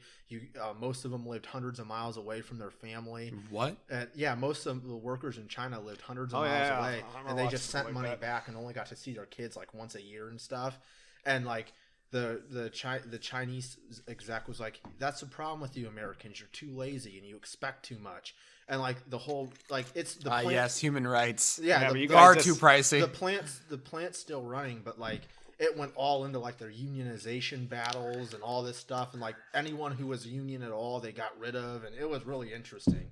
It's like 2 hours. It's on Netflix. Stuff like that makes it like reminds me how important it is to remember that what we have, like even though it's broken and fucked up as it is, like rights are not a normal thing for humans to give other humans, right? Like we're the anomaly, right? Like Freedom of speech, that's not supposed to exist. Like, really. Well, it's not very soon. In a lot of places, it doesn't anymore. No, like I said, I won't be able to table at Ken anymore. You can't express those conservative views here. Get the hell out of here. Yeah, dude. I mean, it's getting so but even bad. the liberal people are cool with me. I give them good conversation. Yeah, That's how it be. I mean, like there are people on from almost every perspective that you can talk to that are pretty reasonable over most things. Like, and then there's shitheads on all different there's perspectives. shitheads from every perspective. Have you been heckled yet by people? like people giving you crap? When we were there on Monday, this one woman, she comes up. She just kind of like, it was me and my field rep. We have, the same signs as the one with the guns. She just kind of comes up, just kind of stands there, kind of has her head tilted, just looking at it for a minute. Me and my, field rep are just kind of like looking at just each other. It's like what the hell's going on? She's like looking at it, and then she just walks away. She just kind of just says something, just like, I don't know. We didn't even hear what she said, but just something to herself that she wanted us to hear. Probably something about like, oh, you people, letting crazy get guns and stuff. And then this one woman, she just kind of like looked at her stuff. She was probably, I don't know, probably in her, 30s or 40s. Just looks at her stuff. Huh. And just walks away. Huh. Fuck. I hate when people are like that. Like, huh? Bro, like, you obviously have something to say. Why don't you say it then, huh? Yeah, dude, you should have got him. I want to laugh. I want to laugh too. I guess eventually I will kind of like try and like get like try and get like speakers. Yeah, dude, we should show up and like just harass them, like pretend to be liberals. I could do that very well, actually. Because like I'll wear a T-shirt that says "Where's my free college?" James will like start shoving me around, push me to the ground, starts a mob. Why aren't all drugs legal yet? Just flip your table. A little fucking plastic table. Look, man, all I want to do is preserve the Second Amendment and make all drugs legal. I don't understand the problem. A bunch of gun-toting stoners. What could go wrong? Bro, as it is right now, people mix alcohol and guns all the time. Who gives a fuck? People eating like shrooms out of gun barrels. Man, just suck them out of the barrel, man. It's like a straw, a metal straw. Bro, I want to talk about mushrooms so bad. Like, I don't know why. It's so fucking weird. I don't know, man. I almost done mushrooms before, so... I haven't done mushrooms either. I just meant mushrooms generally. Like I used to do a lot of like foraging when I was a kid. I don't know why. And mushroom foraging was fun. Just going out in the woods and picking out like random plants and stuff. Not random. I had a field guide with me, so I knew what I was doing. But yeah. Field guide. Yeah. It was a weird kid, but yeah. The little kid. Don't eat the poison berries. Really though. Don't worry, James. That field guide will come in handy one day when it's Armageddon. I have a bunch of field guides for a bunch of stuff, but yeah. I got like a Call of Duty like field guide or some shit probably. Call of Duty. Oh, here's an interesting topic. So with everything going on right now, do you think that the USA is going to end as we know it in our lifetime? Yes. I don't know, man. Like that's what I've been thinking lately. Me and No Nickel Nick were talking about that. If you think about it, Rome lasted 600 and something years, and it fell apart. No. Rome didn't last 600 years. Rome as an empire, as a superpower, as a power, lasted only about 300 years. some years, yeah. And we're about to come up on the expiration date right about now. Well, I mean, are they just comparing us to Rome, or is there other civilizations? There are a bunch of like the 300. I don't know if there's a bunch of. I'm pretty sure there's a couple. It depends on what you mean by will the U.S. like exist. Well, I mean, the U.S. will not. The only thing I could ever see is maybe like a couple states. A seed. United States will probably exist for a very long time. Texas will always exist. Yeah, but like, okay, so I lived around 9/11, and like no one thought that was ever going to happen. And then after 9/11, with all the security measures put in place, like nobody ever thought people would storm the U.S. Capitol, and it happened. So it's like if people are willing to go that far, once things get really people bad, have stormed the Capitol before. Yeah, but it's only been a recent idea that we couldn't storm the Capitol, right? Like, well, I think the last time it happened was like sometime back in the 1800s. yeah, but like But when you protest against the fucking government, you go for the government. It isn't like people forgot what protesting and if you're gonna get violent really means, right? Like if you're gonna be violent on U.S. soil, you're basically being violent against the U.S., right? Yeah. In a way. So why would you take it out on some random gas station? You should go to where they make the decisions. Yeah, You know what I mean? Like Yeah. riot at Well, I town hall, remember, riot wherever. back in 20, They're gonna riot. 2018 when Brett Kavanaugh was being, becoming a Supreme Court judge. I remember a lot of people on the left were at the Supreme Court doors, pretty much just like banging on the doors. The protesters were right on the door. I think the protesters are I remember they're idiots, I but remember- like oh yeah, they're all idiots who did that. but man, you know what? It's a human right. Not the It went a little breaking shit, but you know what it I went mean. too far. I think. Yeah, I don't know. Yeah, I I think mean, what damage was done, really? I think I've said this in the last podcast, broken but like windows, broken windows, shit rubbed on the shit wall, being stolen. just an the officer one killed, podium the one stolen, woman and some died. stuff off the desk. Not really much was stolen, actually. There were some boot prints on the desk from people putting their feet up on the on Nancy Pelosi's desk to take a picture. I think. Well, I mean, I don't know. I mean, Well, I think feel bad for the one dude. He got charged with like felony theft, and all he did was take the podium. I know. And put it in the hallway. He didn't even like really. you just put it, just left in the hallway. Yeah, he left it in the hallway and charged him with felony theft. I don't know. I mean, Fuck it, man. no, they shouldn't have gone up on the stairs and shit. I don't think so. I don't think they should have done that either. But I'm saying if you're gonna take a protest too far, You might as well go all the way. Though. that's Or well, is that not what you're not saying, go all or- the way, but like I mean, if you're gonna break property, and you're protesting against things the government's doing, you should break government property. You know what? I guess. Is this logic making sense so far, or should we just go to burn down another gas station? You know what I mean? Or Yeah, I mean, I get it. I just think that I think that with everything how it is, eventually it's going to come to a point where people say, okay, enough, like in mass. Like, yeah, the they're U.S. already the doing U.S. is that. already dying. Like if you count the U.S. as the American spirit, like freedom and that kind of shit, It's on a weird decline right now. that's gonna be dead here by 2050, I think. Well, like even just our economics. Like I was watching another If we thing. keep it going was the way we're going. It was called the Four Horsemen, and it talks about like these different things in America that are causing it to die, and they were saying like how our money system's based. It's just not gonna like last. That's why you invest into Bitcoin. Well- right? You know, Well, like this recent bill that's going through for another $2 trillion. Like, can you imagine For the adding stimulus. another $2 trillion in debt to our already trillions? just print money more, man. Print more money. 40% of all U.S. dollars that exist have been printed in the last year. Yeah. About you know a year maybe about the last year why hasn't inflation kicked in yet? You have to ask yourself these questions, right? Inflation's been kicking in for about 5 days now. That inflation's starting to come back on us. Like Why are people talking centralized about bank this? what? Are people seeing inflation starting to come back on stuff? Yeah, we're starting to see the effects of inflation Just on everything? on everything, yeah. I didn't check the price of gas today when I bought it. I don't know. It's not to that level yet, dude. We're still in the stock market pages. I saw something the other day where they said that like by the time Biden it's going to take like a full year to hit the stock market like as bad as it's going to be for after his policies get enacted. Not just that, but like Oh yeah, those policies they don't like. They said the boom, stock don't market will affect rate. survive for a year, and then like all these policies will start hitting it. well, I'm actually very excited for that.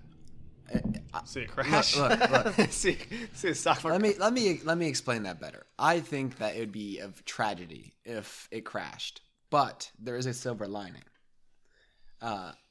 I have a vendetta against centralized banking, right?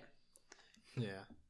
I can't remember off the top of my head, which is so bad of me. But the head of the Federal Reserve, right? Yeah. He has so much power, and he has like a pretty much for life position too. You know what I mean? Like we are so controlled. Like they can do whatever they want to our money, right? Like the money that was in the bank that people are just leaving in the bank to save, right? To try to save value is going to be worth 60% of what it was just a year ago, right? Yeah. Here pretty soon. And no one had a say in that, right? Like, fuck centralized banking. Like I can't wait until cryptocurrencies, it's decentralized. The government can't track it. Oh, government will find a way. No, they can't. It's actually open source code, and people said there's really no way to get there's really no way to centralize a lot of these. Like a big one that I'm a big fan of is Monero. Okay. It ain't Bitcoin, it's shitcoin. Oh God, no, dude. Bitcoin. Okay, so I'm waiting a bit, but I think that I don't know. I'm not gonna buy Bitcoin because it's just too much to put in to get anything out of it. But like, it's gonna have another like 5 times, 10 times boost from this peak that it's currently at right now. It's been kind of going down lately, but it's not. You know, if you look at the yearly trend, it's up. If you look at the yearly trend of Bitcoin, it has not yearly, but if you look over its entire existence, it does this peak, trough. It went the last time it went from a peak to a peak, it increased by 20 times. Yeah, like this article I saw. This guy in San Francisco. Yeah, this guy in San Francisco, he made $13 million off of Litecoin. And he was saying how he invested $100,000 into it, and like he quit his job just to like track, like, because he was determined to make it big. Well, he lost 60,000 pretty quick, and then like it had its like small spikes, and then it would crash, and small spikes, and it would crash. Well, somehow, some way, he caught wind that it was really about to pick up. So, like, he threw even more money into it. And it dropped. No, it spiked so much. Like, he got $13 million and he cashed out. And then, like, the next day, it crashed like lower than it ever had been before. And everyone that was greedy that left their money in, it just like got. Let me tell you the secret to cryptocurrencies, right? This is how you can guarantee a profit on buying any cryptocurrency. And I really do mean I'm not a financial advisor. Anyone listening to this, do not follow my advice. I'm just saying this for Paul and for entertainment. If you follow Elon Musk on Twitter, and anytime he brings up a coin or a stock, no matter what it is, buy that stock, a bunch of it, within the first 3 minutes after he said it. And people will flock to it, and they will buy a bunch, and you sell about 30 to 60 minutes later. I guarantee you'll make a fuckload of money. Just watch his Twitter. Anytime he says something on Twitter, whatever stock, whatever cryptocurrency goes up immediately, because people just love to hear what he has to say. But he didn't mention GameStop. Oh God, GameStop. Look, oh God, Mark, you were right. I need to go pee. Go pee. I told you. Do you drink that whole gallon? No, God. No. I drank that whole gallon before I got here. Yeah, I don't know, man. Like, it is a weird time right now with like the government. I don't know. I don't think there'll be like I thought about that, but I think you could see a couple states, probably more specifically in the South, that'd probably still be America. I think so, or at least like the eastern half of the country. Well, like California right now is so bad that like they're locking up people who kept their businesses open, and they're letting out convicted murderers. Like that, they've been doing that. Like any like guy, no matter what their charge is, if he's at risk for COVID, they're releasing him. But yet, I'm talking people who've been in prison for like decades. But yet, like business owners that left their doors open, they're putting in jail. And like California, I could see California splitting up. Well, I know there's talk about making into like 3 new states. It would be Northern California, which would be the conservative California, Southern California, and then there'd be like New California, and that'd be like pretty much like literally Silicon Valley. It'd be like a tiny ass state, and that'd be like the liberal stronghold of the country. That little like tiny place. Shit ton of money would be in there though. Yeah, I don't know, man. I think that the way things are going, things aren't going to last much longer. I just don't see where, especially like, I mean, you've already seen like suicide rates have jumped up dramatically. Well, like yeah, because crimes. people's businesses are literally going to shit. I mean, I that's the one thing I think like Trump was right about. Basically, when he was saying, about like the outcome of the virus, what like the side effects, people killing themselves, businesses, going down. People. Plus, we're heading for another war. Do you see where Biden like struck Syria? Yeah, and all the people who are like hardcore for Biden. What? Like that's all about from like 2020. The suicide? The youth, any suicide rate, but yeah, especially the youth suicide rate. Why the youth? Because kids can't see friends, or I don't know. It's just intense. There's a lot of fucking people, a lot of kids fucking killing themselves. Fox had a stat the other day. It said like drug use has increased 120%. Of course. And suicides have increased 99%. Yeah. There's a correlation between every point of inflation and some thousands of people dying. Like in the every Great point of Depression, unemployment. like people would like throw themselves off of buildings. In Russia? Unemployment. In Russia? No, here. I thought you back said when the Russia, stock market crashed, like when people found out that no money left, 1929, baby. people would like throw themselves off a building. There was like families making suicide pacts and killing themselves together because they like had like nothing left. We're gonna have the Roaring Twenties again, but you know what's gonna be the center of the Roaring Twenties that people are gonna really look back on? What? The rise of cryptocurrencies, and really like the new world we'll be living in from that. That and going to Mars. Those are the two things. God. The problem with cryptocurrencies is, what if one of these other countries takes out like our like power and shit? Like you gotta like trade all that shit digitally. What if our systems get compromised? There are systems that there are many systems to avoid that. Actually, like they said, like North Korea, for example, they could drop like an EMP device, and it would like everything would stop working, like all of our electronics and shit. But so would all your money in the bank digitally, so we all be screwed. Yeah, like all your like in the bank money's all digital too. You're better off with cryptocurrency because they have more fail safes for that kind of thing. Our stock market would be fucked. Everything would be so fucked. How did North Korea steal $2 billion of Bitcoin? Like, how did that? Were they Oh God, I did not hear about that. Yeah, North Korea. It was like a year ago or something. They ended up stealing like $2 billion in Bitcoin, and then it just got mentioned the other day. Like they were. My cousin, those hackers. My cousin Jake, he said that a lot of people are like in like Iran, a lot of Middle Eastern countries. People are buying like a lot of cryptocurrency. Bitcoin. Look, I'm like Alex Jones right now. I told him to look it up in it first thing. Hey, of course it is. I'm saying crazy shit. But yeah, I guess a lot of people are buying Bitcoin in like the Middle East and stuff because the government can't get their money if they're putting it in Bitcoin.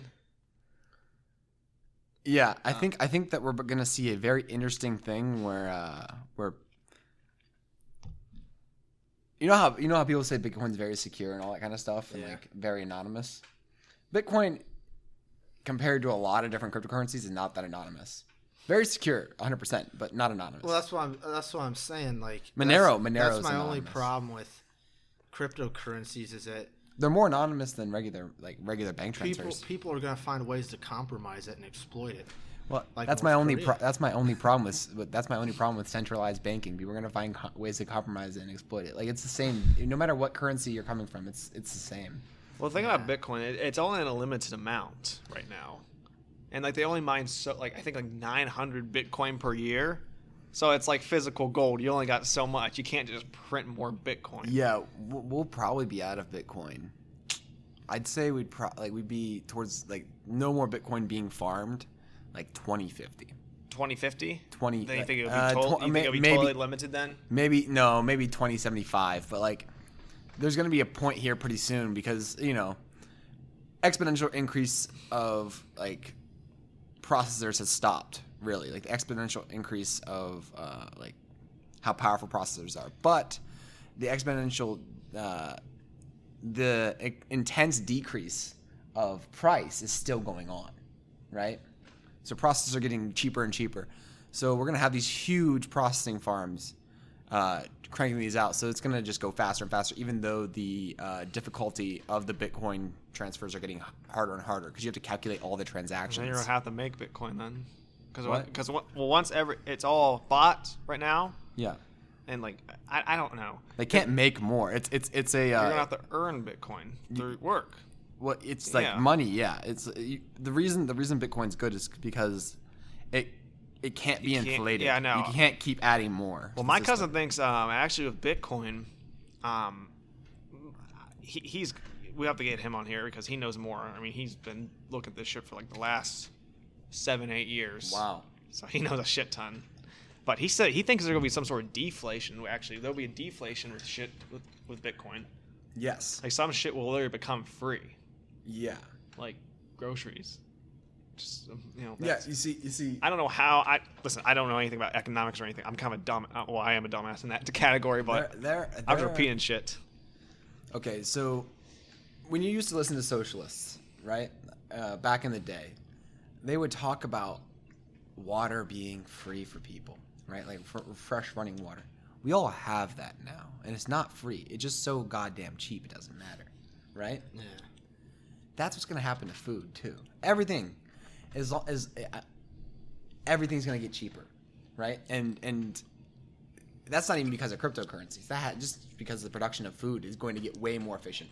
We have been doing the same tactics with just different tools for a very long time, or at least similar tactics. Well, now they're finally doing vertical farming now. Vertical farming,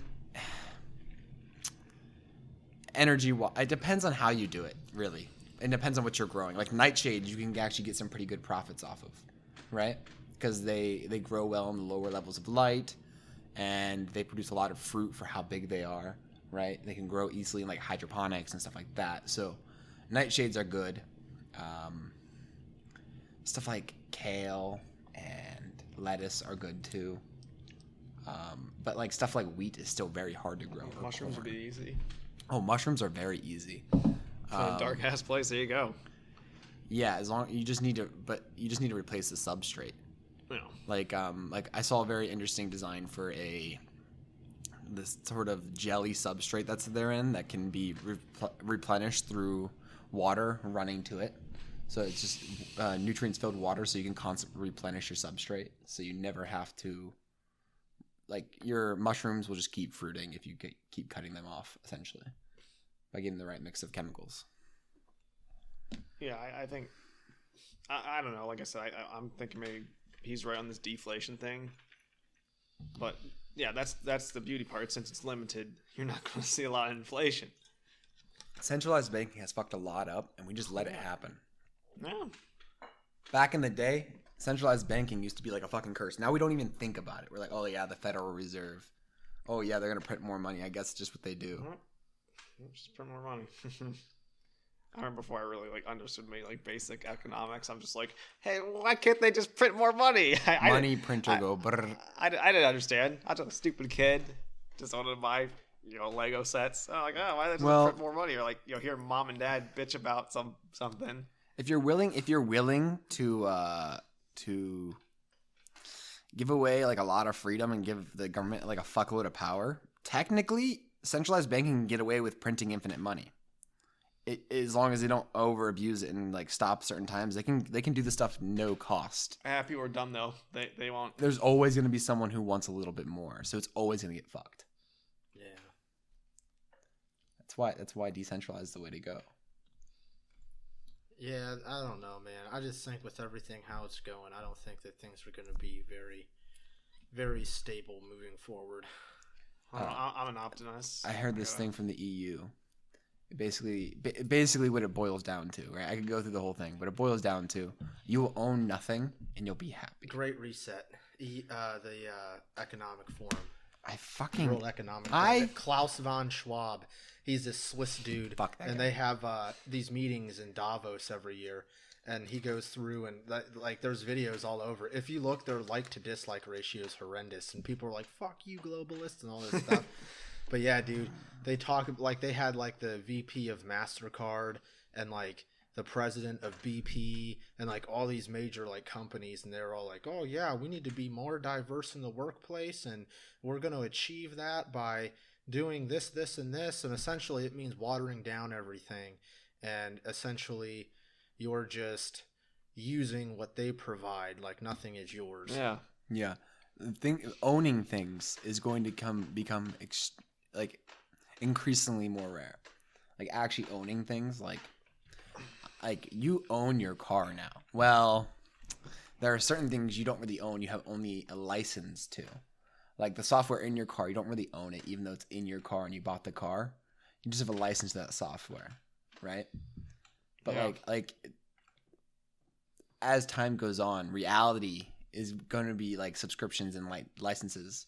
Hold on to owning things. Well, just like really. just like vacations. I mean, it used to be like, yeah, hotels have always existed, but like people could buy land cheap and just build something if they went there all the time. Yeah. And then like more hotels popped up. Then now it's like Airbnbs. Like everyone wants to do Airbnbs or hostels or like different things. Like that's how my one buddy travels all the time. He just stays in Airbnbs. Well, right now he lives in an Airbnb. I never. And I don't know. like yeah, someone owns that, but like that's because the areas like the reason that kind of shit happened is because we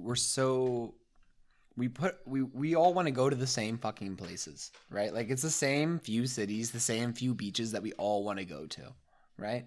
So it creates that problem. Like there's so much beach, there is so much room everywhere, right? If there's a place not to set up land, go to a different place. Like I don't understand why people. Yeah. Well, like just for fun one time, I looked up like apartment rentals in New York City. And God! Dude, for like like 3,000 something for like a shoebox. like really run down building before utilities and like super small was $2,500 plus utilities. Yeah. And like a horrible neighborhood. They're gonna get robbed. Like that's why I never understand how these cities are so populated. Like when I went to Toronto last year, people just don't realize they could just leave. Like when I went to Toronto last year, well, it's happening right now. Like, dude, yeah, Toronto is actually ranked like the second safest city in North America, and it's a really, really nice city. I mean, it's super clean. Everyone there is super friendly. Like I was blown away for as big as Toronto is, and like people, the rents there and the prices were insane. Like I'll never forget, I went into this fast food place in downtown Toronto. It wasn't like a chain we have around here. I forget what it was called. No, it wasn't Tim Hortons. This was like it was kind of like a Burger King, but it was something different. Yeah. I walked in. I literally just got burger, fries, and a drink. That cost me $18. Jeez. Was it a good sized burger? What? Was it even like a good sized burger? Or was it like just a normal burger. Yeah. And $18, and people pay that. But you see, it's crazy. Is like there's a certain like people really like living in the city. They feel like there's something. You know what I mean? When the same amount of money could get them something amazing elsewhere. You know what I mean?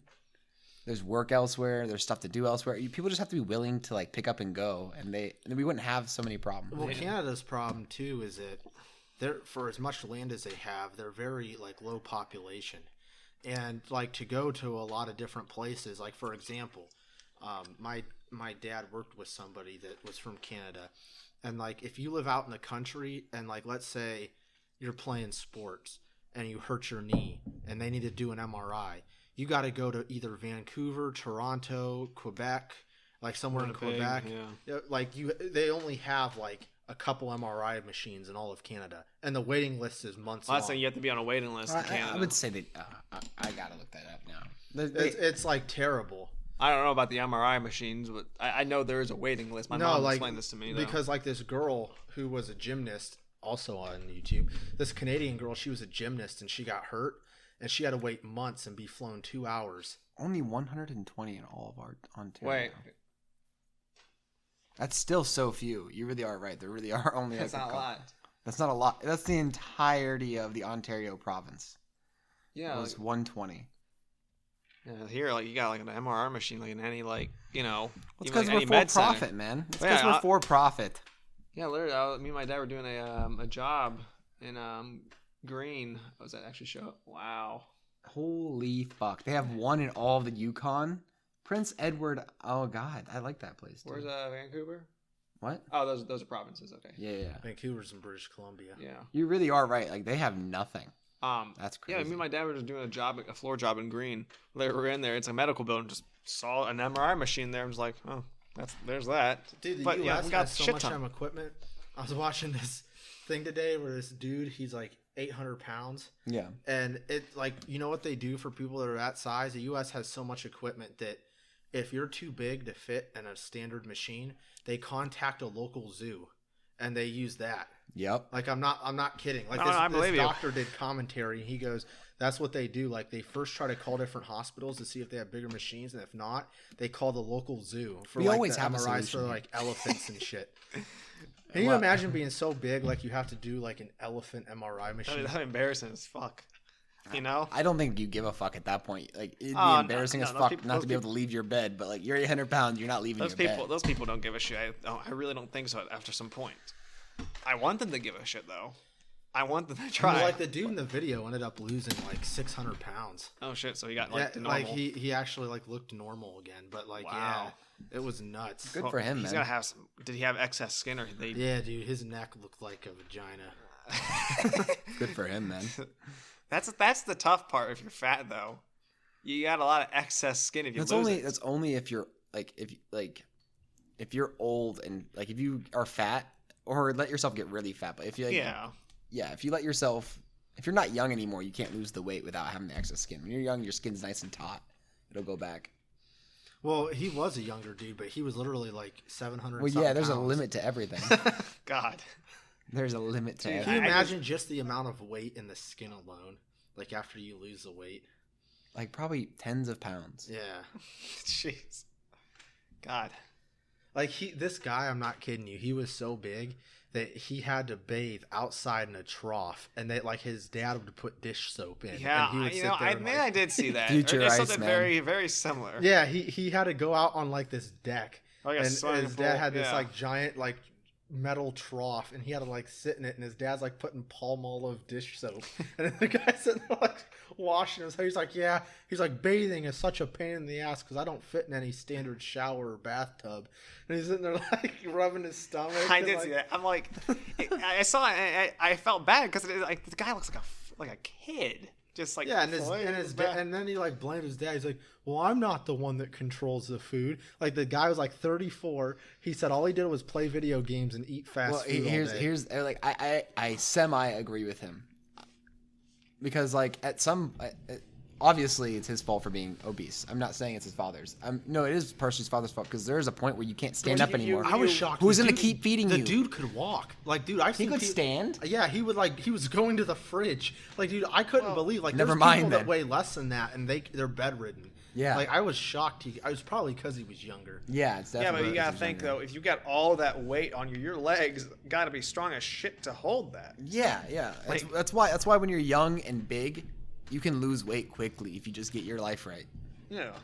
But yeah, dude, that was nuts when he was saying like, "Oh yeah, we just send him to the local zoo," and I'm like thinking like Canada, they can't even get like normal MRI machines. Yeah, fucking Iceman's fucked.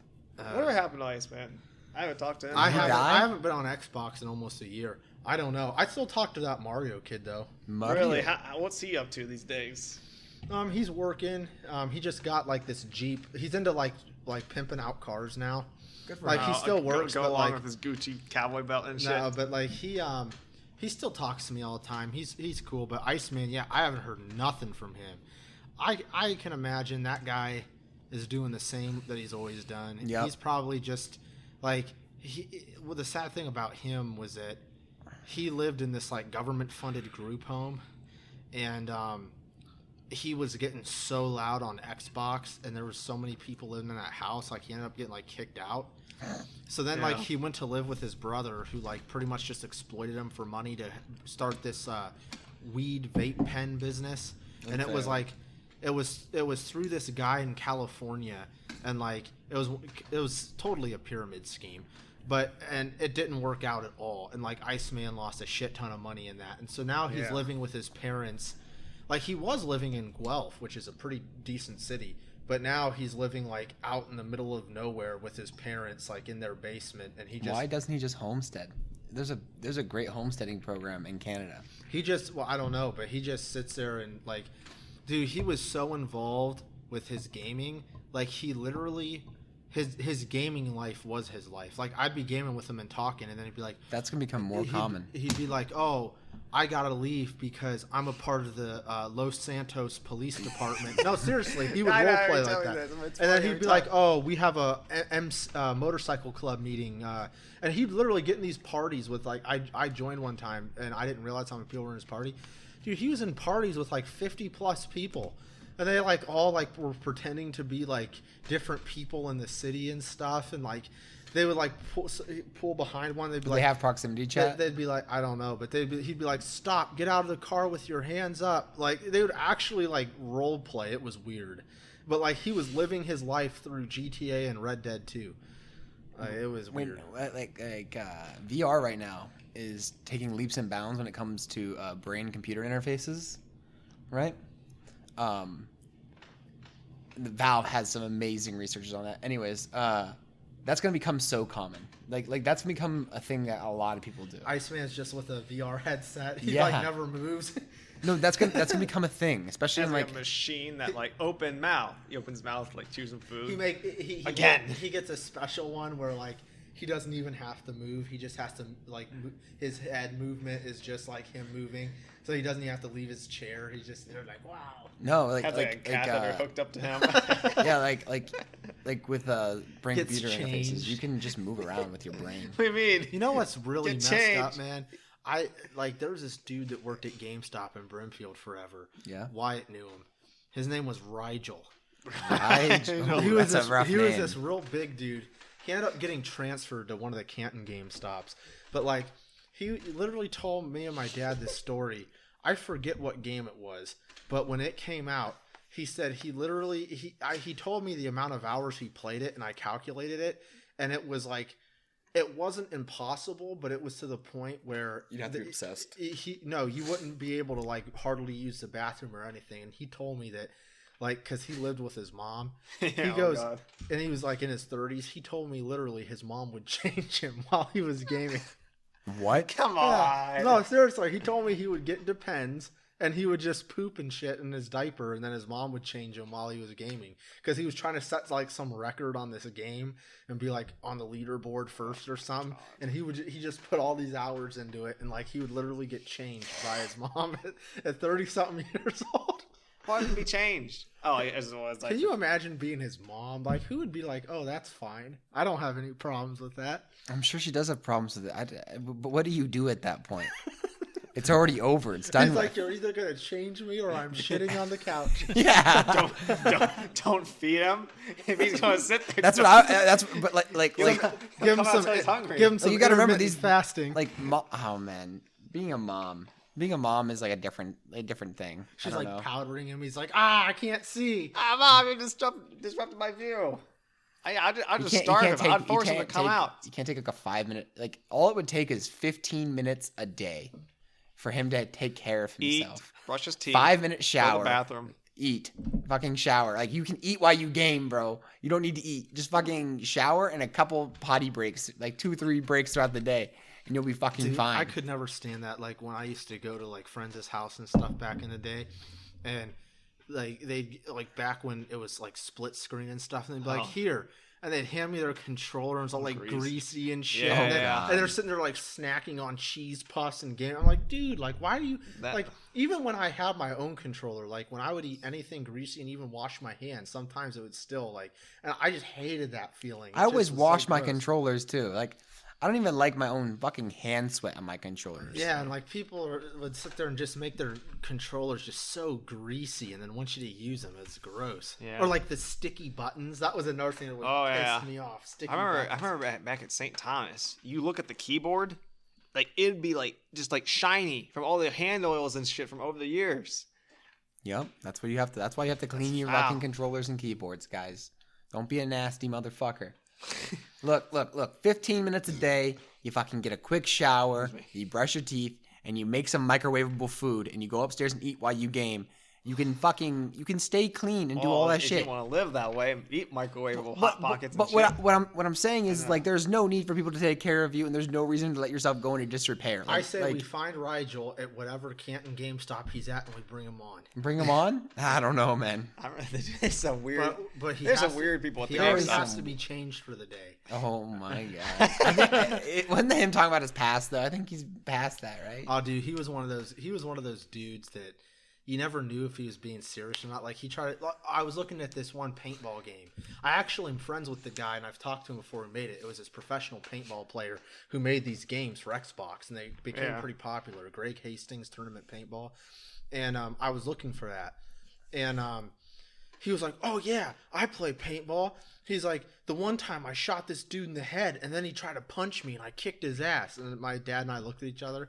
And when we left the store, my dad's like, "That guy didn't kick anyone's ass." I'm like, "Nah." The GameStop at the Strip. Yeah. There's a guy there.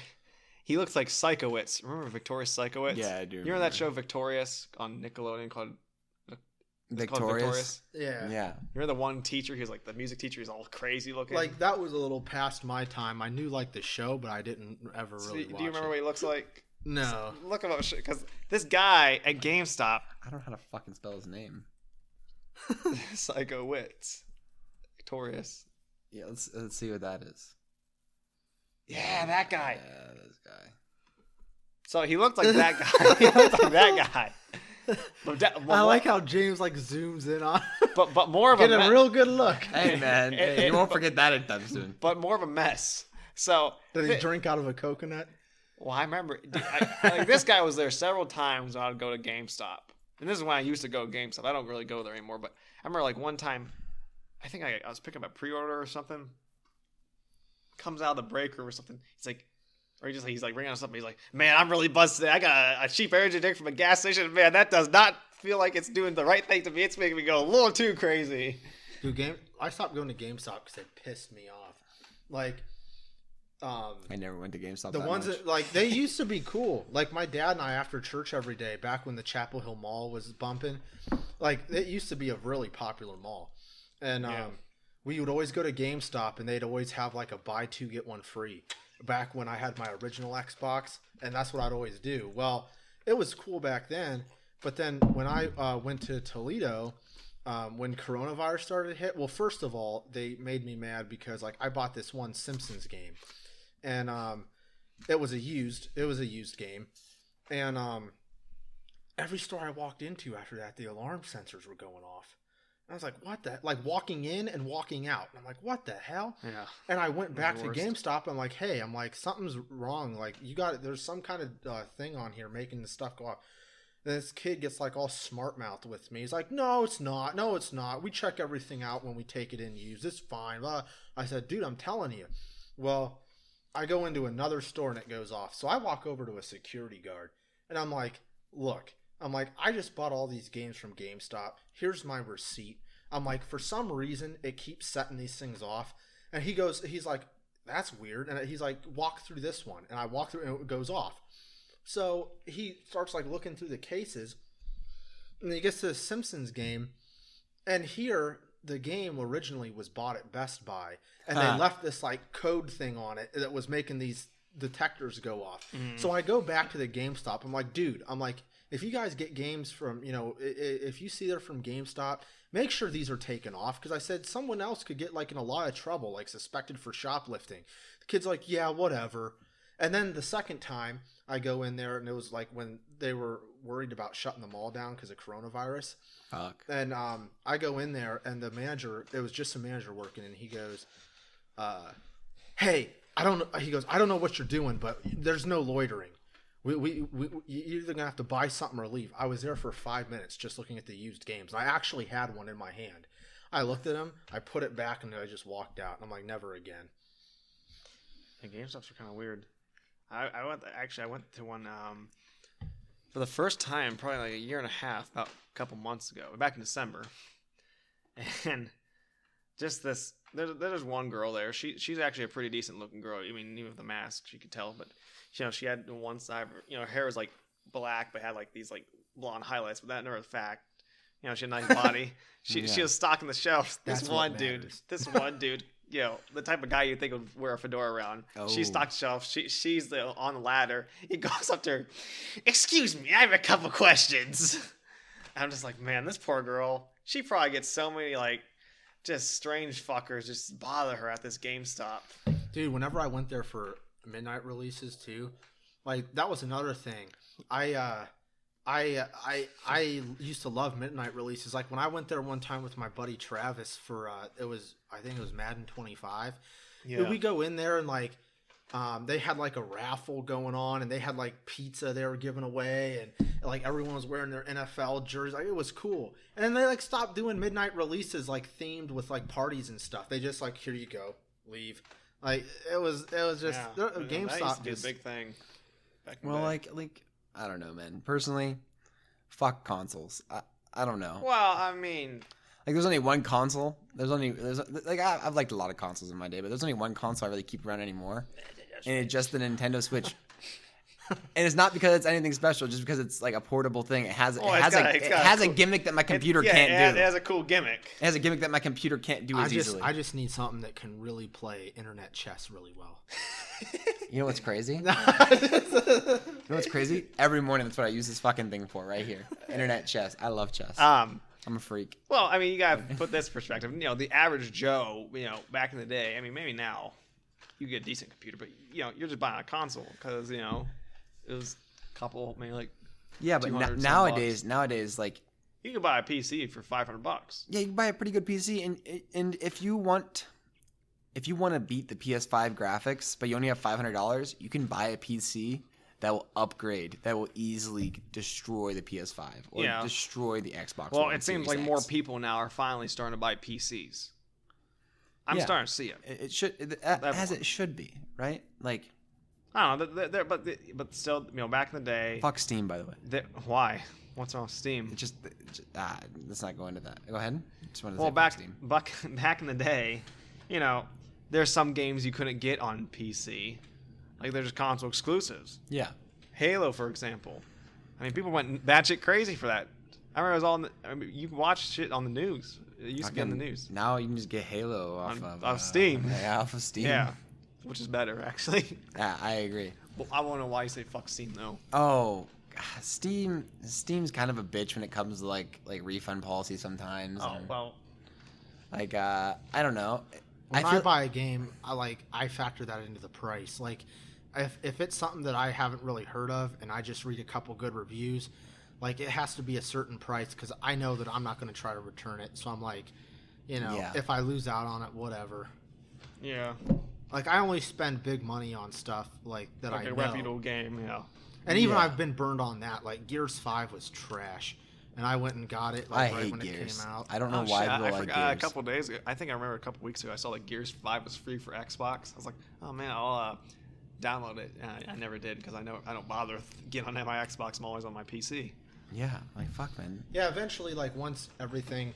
Like, that's why I've just been kind of focused on, like, rebuilding... like different things. Once I get my job and everything, I figured, well, I'll probably just get like a middle of the road PC and just do that because I really could give a shit about the new consoles. And to be honest with you, when I was in Toledo, I had bought so many, like every week I'd go on there to the game store, on Xbox game store, and I would find like older games that I never really got a chance to play either because I didn't want to spend like this full $60.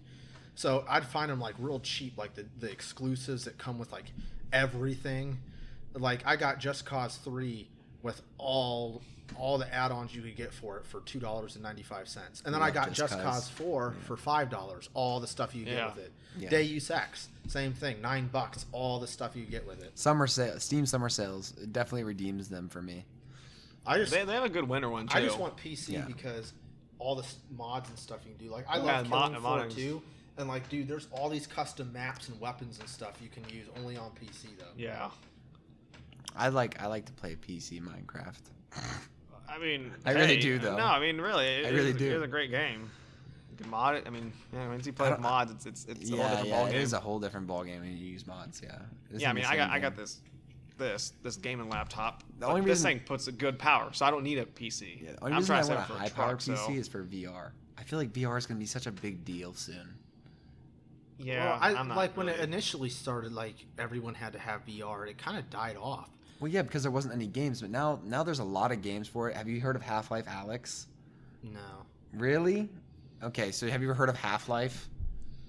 I've heard of it. I don't really know what it is. Okay, so Half-Life is this physics-based puzzle game that Valve released, when they still made games.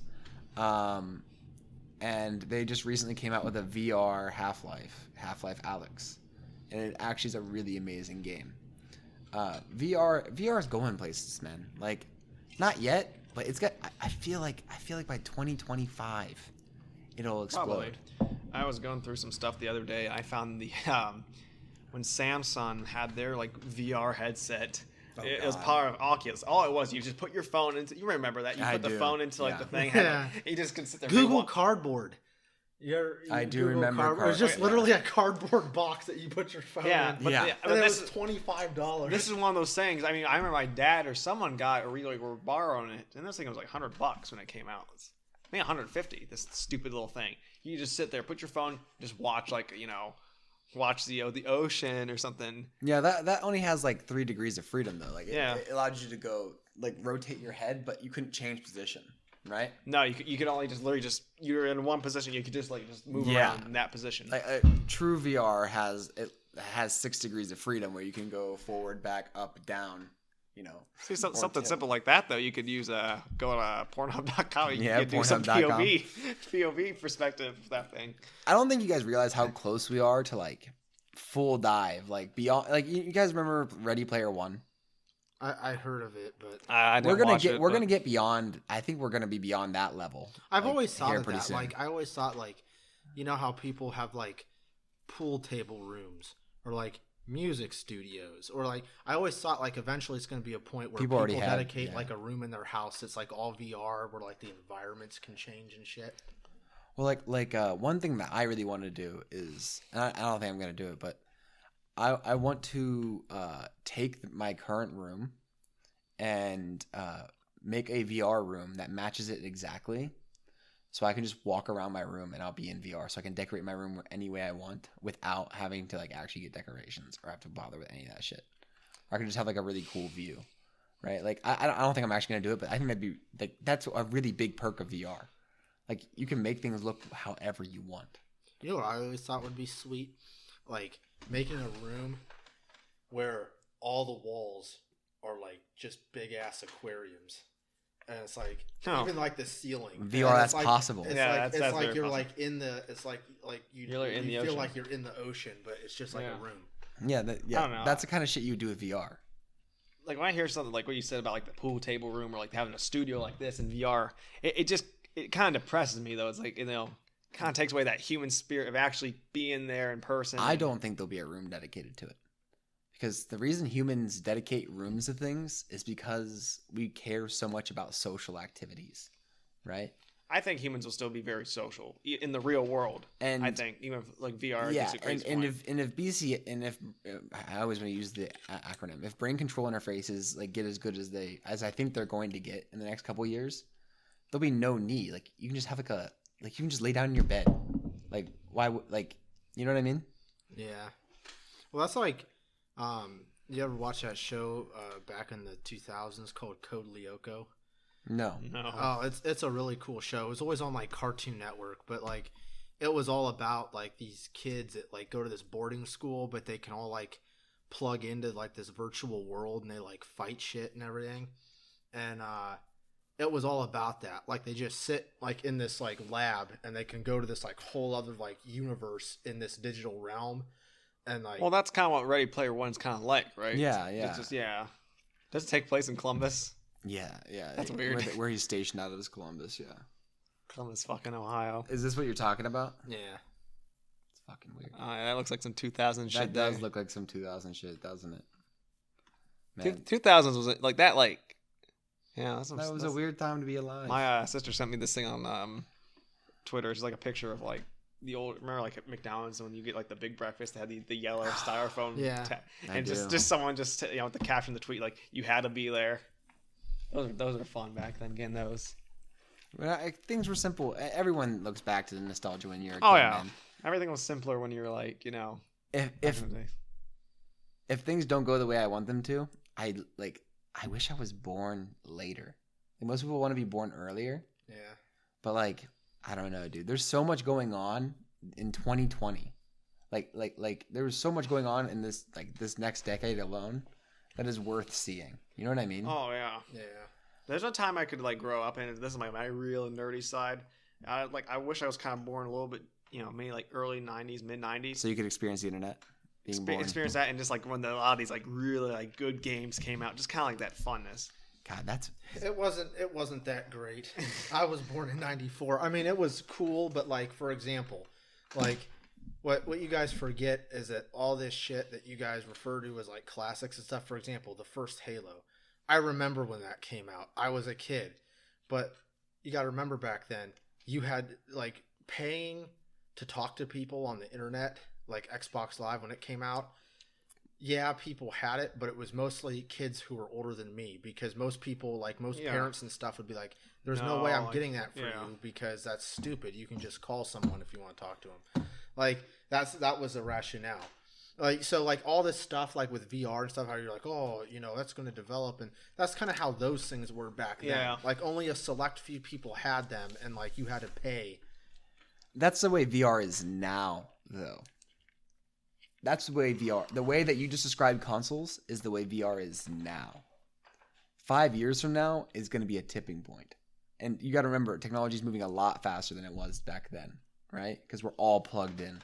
Yeah. I just remember, like, I think when I first, like, heard me, like, some people I know when you were getting, like, Xbox Live and stuff, I remember just kind of being, like, 10 years old. I mean, 10-year-old Marky, kind of stupid, but whatever. But just thinking, who would just pay money for just talking to people over games? Like, I just thought that was so stupid. Why would you spend money and do that?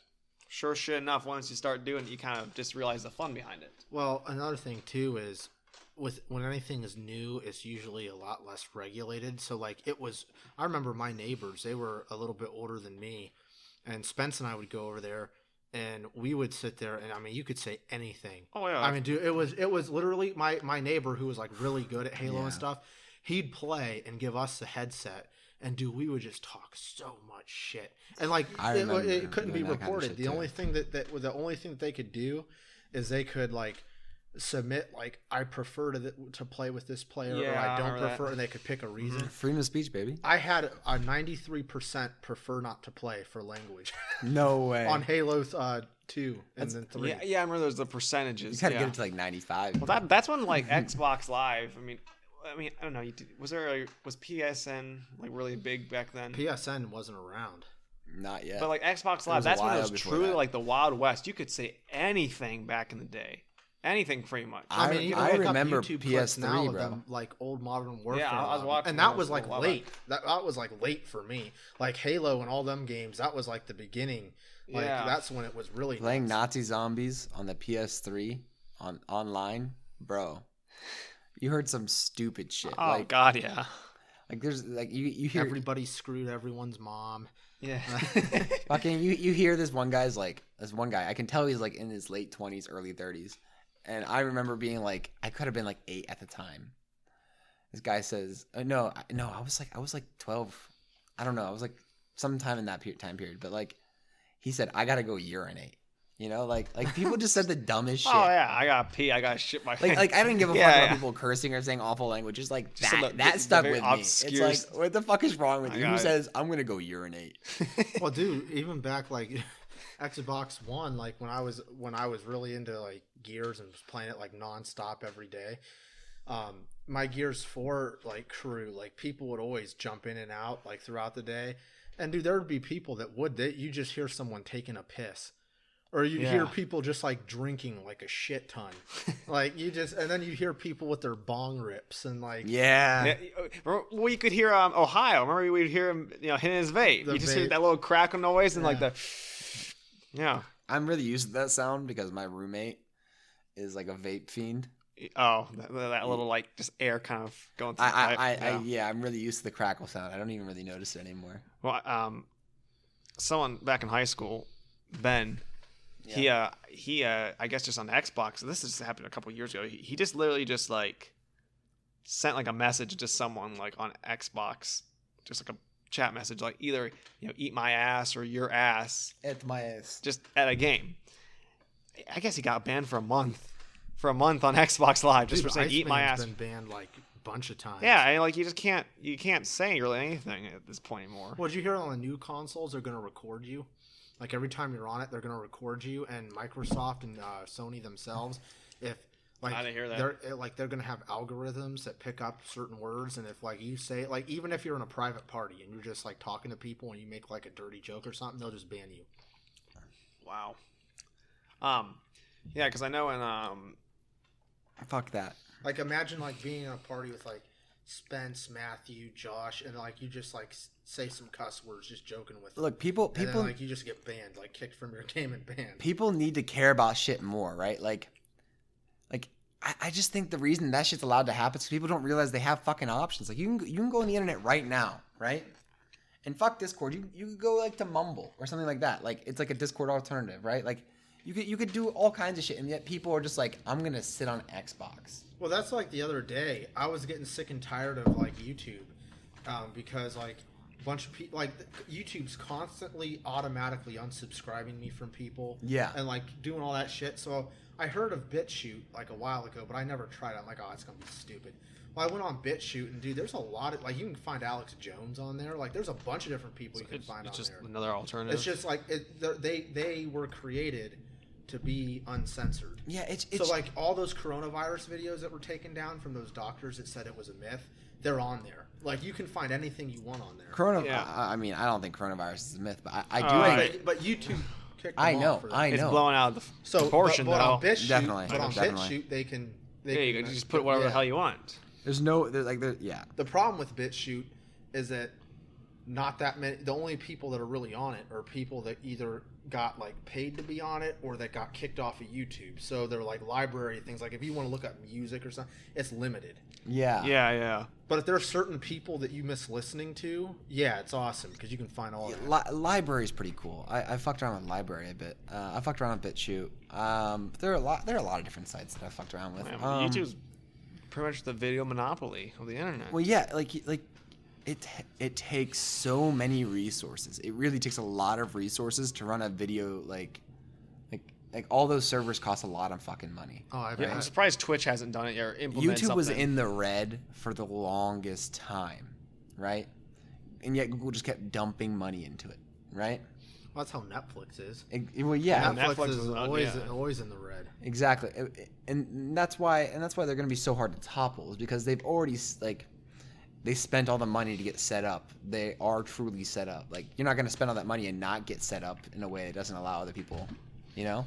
Yeah, like I don't know. I just think that it's going to take something like so much worse than what we're already experiencing for people to finally be like, okay, screw this. Yeah, I've been an advocate for a decentralized internet for a while, right? Like, there's no reason we have to do everything through these huge ass servers, huge ass services. Like, have your own server.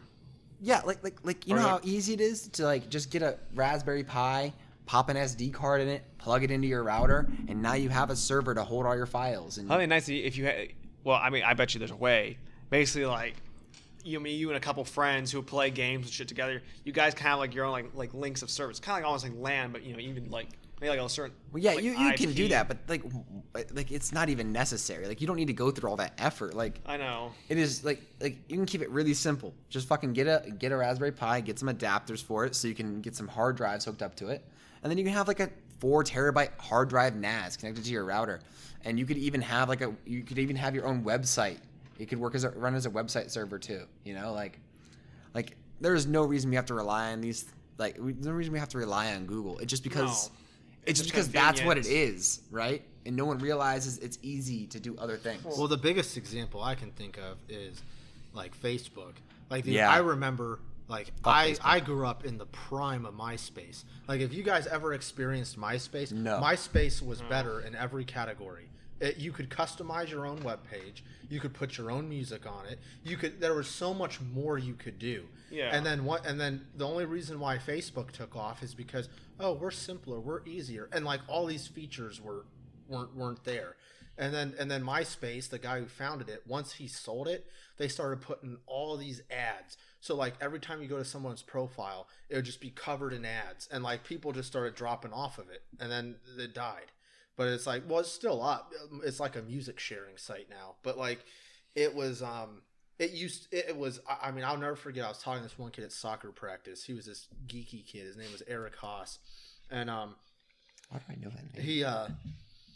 He's like, I'm like, so what do you think is going to take off, Facebook or MySpace? Who do you think is going to win in the end? He's like, oh, Facebook, hands down. I'm like, dude, you are smoking crack. I'm like, dude, MySpace is going to kill Facebook, because literally like everyone was on MySpace. And sure, shit enough. Look, Facebook. Like if you look at the stats of when MySpace was in its prime and then when Facebook like was starting, like Facebook had no chance.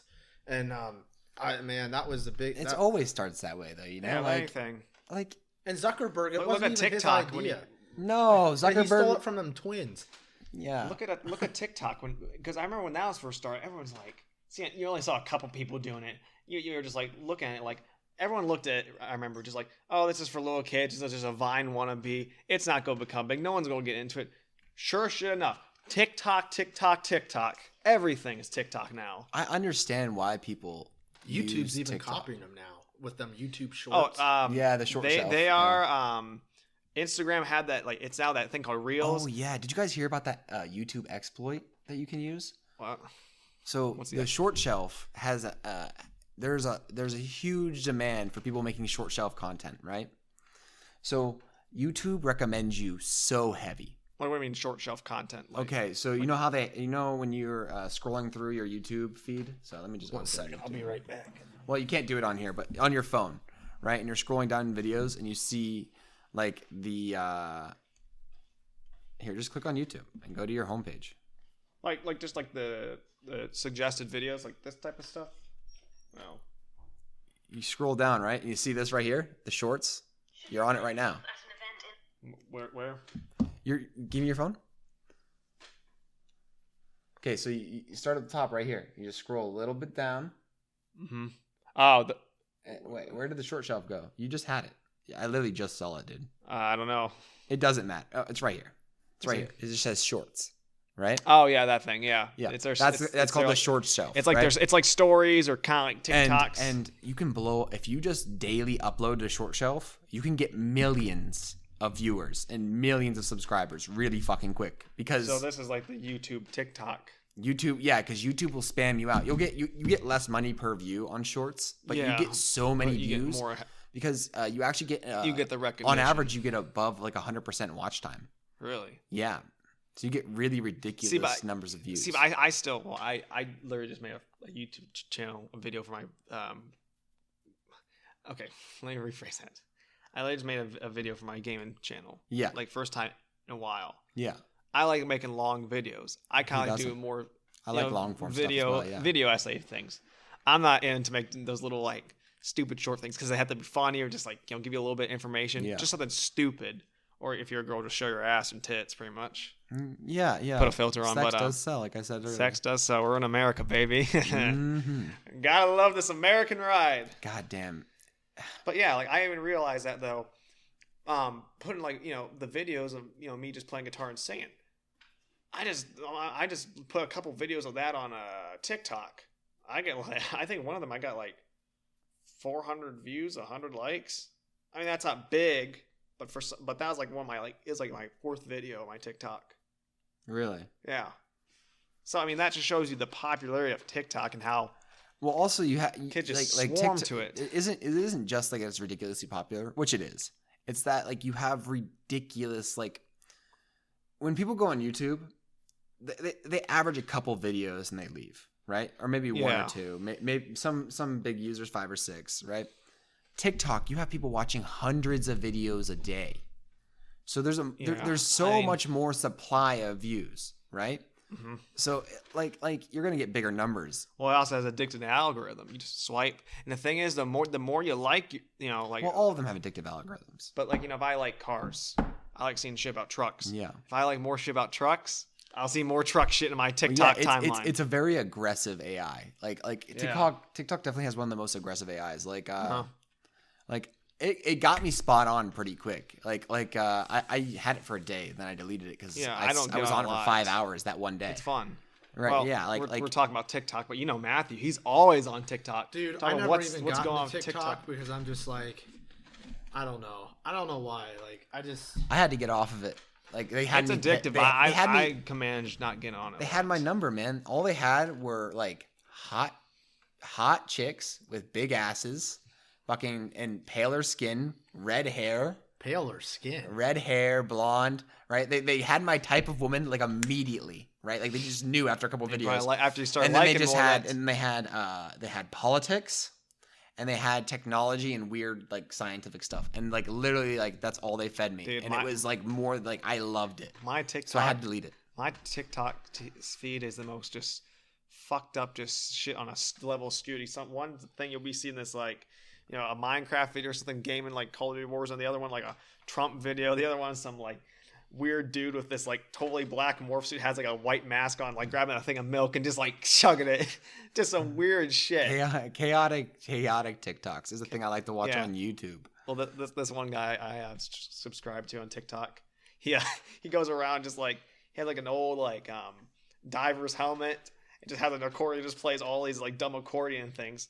Just the dumbest shit. But like it's just there. It's like a couple 30 seconds, boom, to the next video. Yeah, you can. I'm telling you, if anybody listening or anyone at this table, again, not an advisor of any sort. I'm just saying, like, you can make it big on YouTube right now, abusing the short system. You really can. Like you could get 1 million. You could probably get 1 million subscribers in a month. I bet. Oh yeah, dude. I certain channels that I'm sub to, they were saying how like once they started doing shorts, like this one guy, he only had like 30K subscribers. Now he has like 500K. Yeah, I've only watched. Are they good? I mean, are they kind of like TikTok? some of the yeah they are a lot like TikTok. Does it like you just click on one, you just kind of swipe, just like same. Yeah, but it's swipe right instead of swipe up. Or whatever. I forget. Yeah, I think it's right. Nah, I'll have to look at that. But like YouTube's what's weird is like I was watching a baseball video the other day. They don't have enough content on it. It was like I was watching a regular video. It was like best MLB fights and batters charging the mound.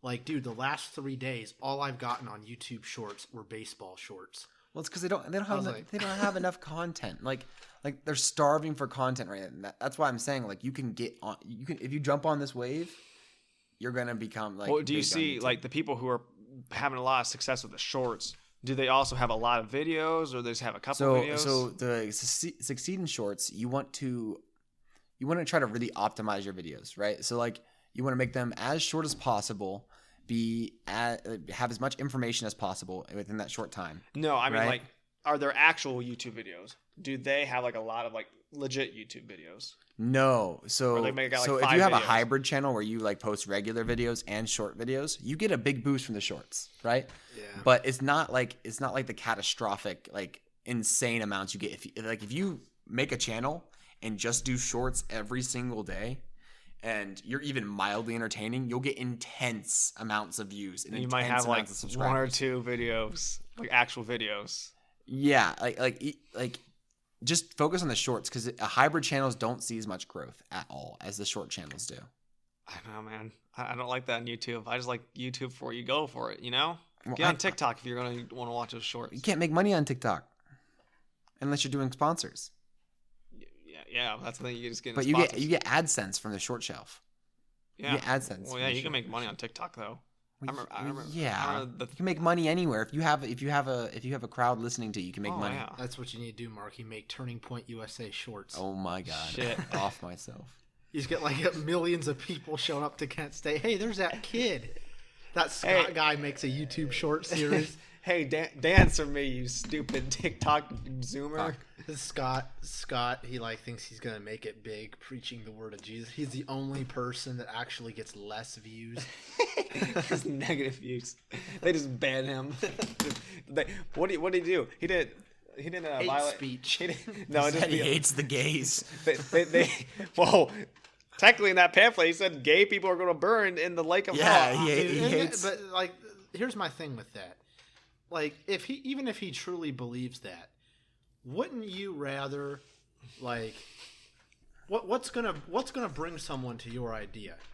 Call them a bunch of nasty shit and saying, hey, you're just wrong, or like trying to like empathize with them and like talking, and even if you don't agree with them, at least they see more. You're going to get more people spreading vitriol and hate, because one of the main ideas behind like cults or even like religions in general is that it gives you.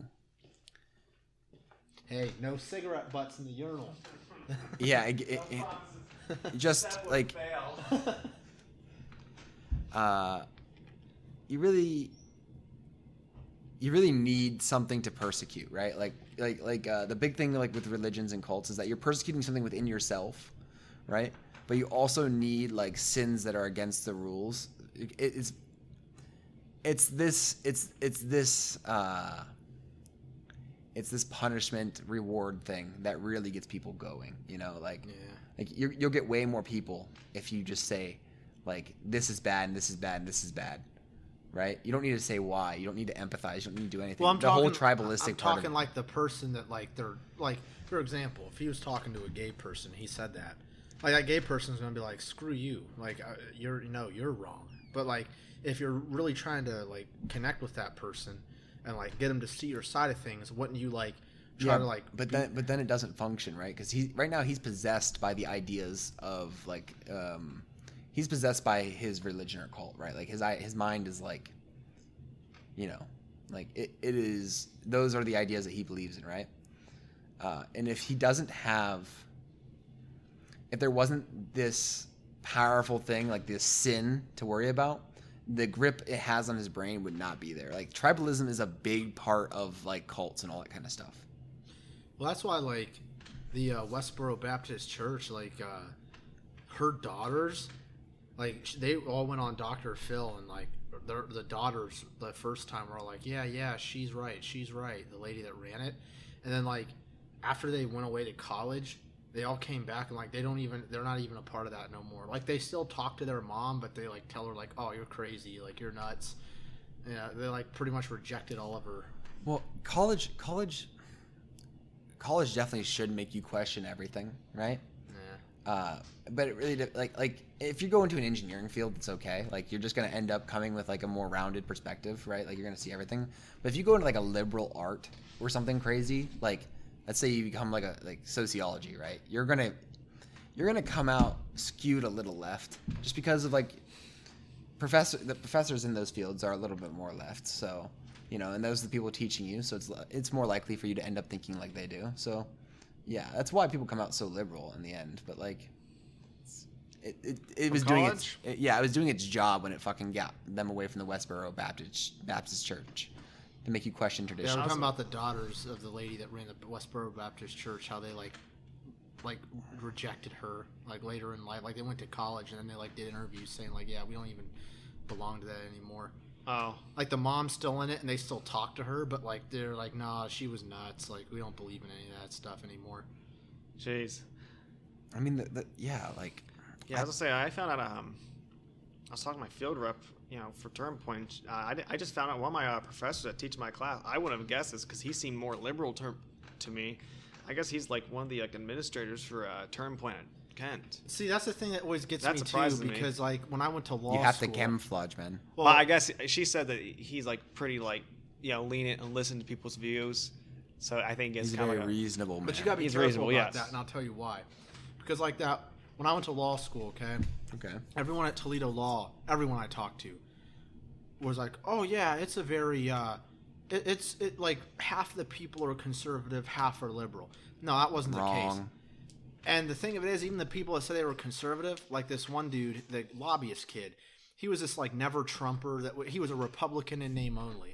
Like the Right, dude was yeah. definitely a liberal, but like but he ran conservative campaigns and like that's the thing. The people that say they're conservative aren't really like People don't even know what the meaning of liberal is, right? Most conservatives are liberals. Yeah, I was right? telling this to my parents. We're all liberals here. We're all liberals. We really Let's look at are. back It at just, John Locke, Adam it just Smith. depends on how much progressivism you buy into, right? Like Yeah. I'm actually not a liberal, right? You're probably more of a realist. Really? No, I'm just kidding. Yeah, I'm. You're probably more of a realist. A realist? You think so? I don't know. Yeah, I would classify. I say so. Really? I try to just look at all the views, but like, do you okay? I guess there's a case. Do you believe that people are more inclined to do bad or good? oh man, that is a very big statement. Or you're a very big constructivist? question. I just let me think about this. Because usually realists, I mean, like I said, this is from just learning about recently. They pretty much just view like Bad and good is a really bad way to view it, right? It like bad and good is not a good way to view it. Like people either in certain situations people will be good because they feel like humans have an innate connection to each other, right? And then in other situations, many situations, human beings when they see an opportunity they'll take it, right? Human beings are desperate creatures, right? Yeah. Good or bad's a bad way to look at it. I thought you were going to start saying the Apostles' Creed. I thought you were going to be like, do you believe in one God, the Father, the Almighty, the maker of heaven What does and that earth? make me right there? I don't know. I just think like Well, I'd say that's more constructivist type of theory. okay. While realist, like okay, I mean, in terms of like the international level stuff, basically they believe that. Well, they don't. I guess you could say believe. On like so, actors, international actors, leaders of countries, they only think in respect for their own needs. Yeah, that's what I'm saying. and- Like and- self-preservation is the highest order. Yeah. And basically, like with they're only out for themselves. They don't trust the other views. They don't really believe in course. working with other states No, they do it just for advantages. for their own. If it's going to benefit them, like an alliance, they're only in that alliance if That's if it's for their obvious. own good Like that, yeah. and their benefit. But if that alliance, Yeah, I'm things probably start- a realist then. Yeah. Yeah, and that alliance doesn't, or that like organization. Humans don't realize this, you, but you we're all get out very and selfish. you're done. Okay, let's say you hold the door for some random lady. You don't get anything out of it, you think, right? You're just doing it because that's a nice thing to do, right? No, the reason you're doing it is because you get a little bit of a dopamine kick out of holding the door for someone because someone told you at one point it was a good thing to do. It's just like them celebrities and athletes that are always posting like, "Oh, look, I gave this to charity." Like David they're Dobrik, hey, they're I'm giving doing away that like. shit because they know it's going to increase their following because it makes them look like a good person. Well, I hate it when you saw. You know what's crazy? It's not even that always. They do it anonymously if they didn't care about like the Yeah. Well, credits. why give to charity? Why give to a charity that has nothing to do with you? Think about that. It has to be because you get a rush out of feeling you're a doing good it just person. to look. Yeah. Yeah. Well, it's like you guys know the YouTuber David Dobrik. I've heard of him. Yeah. Yeah, I remember back in the summer, like it was like every month. I'm giving away a free new Tesla, retweet this and like share this to your Instagram story and just all this stuff. The guy's like giving watch this video of me giving a free, BMW to my best friend. Just like all this shit, just like, dude, like that's nice, but dude, we know what you're doing. You're just trying to make yourself look That's good. like It's Mr. Beast. Like Yeah, all of him. his stuff. Like people act like he's so Yeah, great. well, yeah, It's him like, too, yeah. Like what always gets me about him is like he'll be like, "Oh, if you can fit everything in this square, it's free." Like he makes a game out of charity, and I'm like, that's wrong. I don't think I don't. I think the game is so that he recoups his cost. I don't know. I don't think Mr. Beast acts like too much of a nice guy most of the time. Like he really just like He's I okay. am doing this to do this. Like Yeah, he just seems like I think a great example of that. There was this big Minecraft PvP thing, right? It was Technoblade versus Dream. If anyone knows Minecraft, they know both those names. they're kind of like. Well, Dream, I don't really know Technoblade, but Dream, he like speed runs Minecraft. How do people you speed run an open world game? You can build to beat the Ender Dragon. And, It's like, actually a and- hyper competitive and speed people run. and people yeah, it's one of the most competitive. will hunt him in Minecraft at the same time to prevent him from Yeah, speed that's like a fun series he does. He's also done like major PvP stuff, but Go ahead though about it was Technoblade. $100,000 for who won this like 10-game match. And it wasn't shown as charity. It was shown like I don't think Mr. Beast has like any delusions about what he does. Like, it's not really charity; it's game shows. Like, he really does game shows, Yeah. variety game shows. You think he'll have a game show of one day on his TV zone, or you think he's going to just? No, YouTube's so much better. Why would you? Do you see like some of those game shows on TV now? They are so stupid. Oh my God. I can't even tell you like what exactly. They're just so gimmicky. Well, like what I never understood about him, two come to mind. One is Shark Tank. It's kind of like a real life game show. Like it's not like And then another one is like those singing competitions. American Idol, X Factor, The all Voice, that bullshit. yeah. Like the Masked So there's Singer, two of yeah. them. So like, I watched a couple videos. One about Shark Tank, and when you before like a year or two ago, even if that you didn't make a deal, you had to give up 5% equity to between all the sharks of your business. And any product you mention, like if you ever notice when they say like about different products they have or something, the ones that they're not pitching, they never get into specifics to. That's because it was in the contract. Anything you mention on there, they can also take equity into it. And like Mark Cuban threatened to quit the show unless they took that out of the contract, and then they did. But then the other one was like the singing competitions. There's this one guy, he does like really amazing covers of like all these different artists, and he's like good enough to win one of those shows. I forget his name, but like he has all these millions of subs, and he was saying like the reason why he'll never do it is because you have to give like so much of your earnings for like so many years to the company. Like whether you win or lose. Yeah.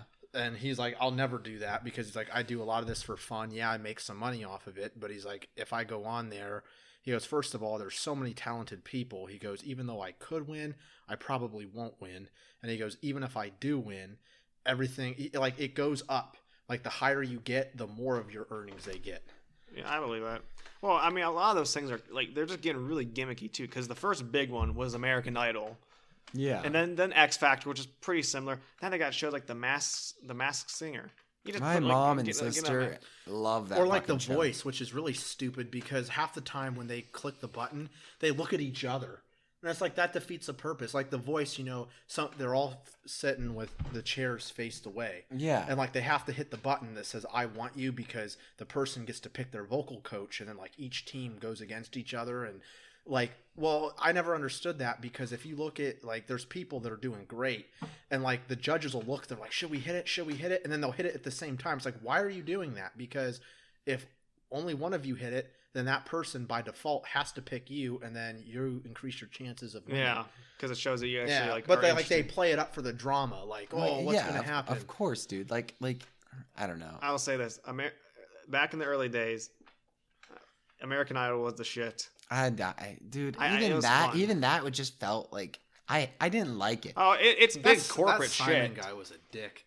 I actually really like Simon. I think Cowell. the last big, the best, He's a cool guy, the last actually. best crew on American Idol, in my opinion, was when you had Randy Jackson, Jenner. Apollo Abdul. No. Abdullah, I can't fucking say her name. Well, Paula Abdul is her name. yeah, James. Paul Abdul and Simon. But I think the last pretty good one you had was when you had Randy Jackson, Jennifer Lopez, and Steven Tyler. Oh yeah, That was a good season. I did actually. And then like that I think season. now they have Lionel Richie, Luke Bryan, and Katy Perry. It just hasn't been the same. that's I a thought no you were from gonna me, say dog. Steve-O. I was like, what's he doing? That's a no from me, dog. You know. Steven, what are you doing here? I love Randy. That's a no from me, dog. Yeah, my mom, dad, and sister kind of watching it. I kind of watch it. I'm like, yeah, it's kind of the same thing, but just they're just juicing the shit. Oh, what that Ryan reminds me. Seacrest is still on that show though. I give him props for sticking with that. Ryan Seacrest, I hear is the like he's the busiest man in Hollywood or something crazy like that. I believe it. Like, doesn't he just do everything? Yeah, I know Well, he does like New Year's Eve. He does iHeartRadio, New Year's Eve with because who used to do it? Dick Clark. Dick Clark. Yeah, Dick Clark. I knew the name. I knew Rip it was to the Dick goat. something. Yeah, Rip to the Goat is right. I was scared for Dude, something. it was sad by the end. Like he was so like he Just because he gone. had those strokes. He like could hardly enunciate any words. Yeah, Ryan Seacrest. I think I like the How's guy. your music career going? Man? Weren't you going like live on Insta and stuff? So I was doing that during the summer because a lot of bands Yeah. and acts were doing that during quarantine and shit. So I'm like, that's kind of a cool idea. I guess just to get people I know at least from to kind of like know that I'm doing it. I'll do it. And I think with it, it kind of like made me realize, wow, even if you're on some live thing, you kind of have to prepare for this shit. Yeah, of course. So I had some pretty good ones. Some like completely sucked, but I did have a lot of people watching it, which is a good thing. And did you actually end up watching any of them? I think I watched one. But no, because I kept telling him he doesn't get on Instagram a bunch. Dude, but, I fucking hate Instagram. It's just Facebook. Marky, you suck. Nah, dude, like I've deleted fuck Facebook. No. I deleted Yeah. Instagram. I deleted Instagram But, because fuck Facebook. Yeah, so I would do these I would do these live streams. And I kind of realized those weren't really that fun. So I would put like actual just record videos of me on Instagram, just me just doing covers or songs and stuff. And those didn't do bad. I actually have seen people that I actually would not even expect to actually comment and be like, "Wow, this actually sounds really good," and it obviously feels good. You're good, Mark. I don't know why you fucking are surprised by that. I mean, I don't know. I like to think I'm good, but ultimately, sometimes you fucking hit it and it's good as fuck. And then I start putting some videos on TikTok, which I was telling him when you were in the bathroom. Yeah, I got like one video. It did really some of them do really well. Dude, I get try posting videos and posting songs on the short shelf. I promise you won't regret it. Well, before you told him that, you should have had him sign a legal document giving you a percentage of any future earnings. So I'm gonna make enough money where it doesn't matter. This went from all my videos were kind of average around cryptocurrency is gonna carry you to wealth. All my videos, my covers on TikTok were averaging around 150 views. I actually have a plan. And then I got this one, it got 300 some views and 43 likes, while all the other videos got 15 likes. So not a big number. There's people who get hundreds of thousands of likes on TikToks and millions of views. Yeah, but still, do the short shelf. Just promise me if you're gonna post, Simon will post to YouTube if you're gonna post TikTok. No, I know. Okay. Well, I have that YouTube channel dedicated for doing some covers. Yeah, I only put 2 videos on it, but yeah, I could try it. If you every day posted a video of just you singing a song, I swear to God you'd blow up. I need to get, I guess, to make it a little more known, is just kind of get repetitive. That's what I'm saying. Use the shorts just make it have a day during the weekend. I just sit down, record a couple of videos of me doing different covers, just post them a couple times a week. First song, all I want's a little love in my heart. But ultimately, though, I'm hoping this summer to finally come in here and start doing some covers, get some people in here. I'm gonna try to at least learn the drums so I can at least know how to get beats and at least maybe for different covers or hopefully originals. The acoustics right. Hopefully originals. Acoustics aren't too bad in here. It should be pretty tight because it's a smaller room. Yeah, it's not bad. Doesn't matter. Oh, I got those big pads. I mean, yeah. Once we get the pads set back up, it's good. But yeah, I'm hoping once I can kind of teach myself drums a little bit, I'll understand beats more. And I kind of be for originals, I'll be yeah, I kind of want it to sound like this. Tell Alex, which is a good drummer friend of mine. Badass drummer. He is badass. So yeah, that's the goal. Hopefully to start doing some shit in here, roll out some covers, then do some live gigs. Hopefully. Yeah, fucking. George's. Hmm? I don't know about George's. Hmm? Well, Dusty. Being unemployed right now, I'll be your roadie. Set up all his equipment. I was thinking about. Speaking of employment, I was just thinking about trying to sell 3D prints online. Because I know I can make money off of it. It's just I'm really lazy, so I don't know if I want to do it. Well, doesn't the printer do all the work? Yeah, that's how lazy I am. Well, I mean, plus I have school. Has a 3D printer. Wait, yeah, it's true, but dude, the amount of money I could be pulling in per month just with one printer that's constantly going. What would you make? Just anything. I would either do it. I think the way I'd want to do it is that I take people send me their STL files, their designs, and I just print it and then send it to them. Right. Another one I could do is that I find I go on Etsy and I find something or I make something really useful and go on Etsy and sell it because you make a lot of money. I thought you were going to say go find something you like on Etsy and make knockoffs. It's bankrupt all these Etsy people. Hey, I'm not gonna say that I won't though. You know what I'm saying? How much does the 3D printer material cost? Oh, for a roll of it? Yeah, I don't know how it depends on what material you're getting. If you're just getting PLA or PETG, it's a kilo roll of it isn't much. It's $20-$30, And that's like for good Are stuff. all like the plastics you like print with it like relatively the same type of plastic? No, or I use. Can't they use metal? That you need a very specific type of printer for that. Like, there's this one filament that's a plastic that has stainless steel embedded into it, right? And then you would take it into like a furnace and you heat it up slowly to get rid of it would vaporize any of the plastic still in it, and then you take it to get fully sintered in like an even hotter furnace that takes all like the little particles of stainless steel and comes together.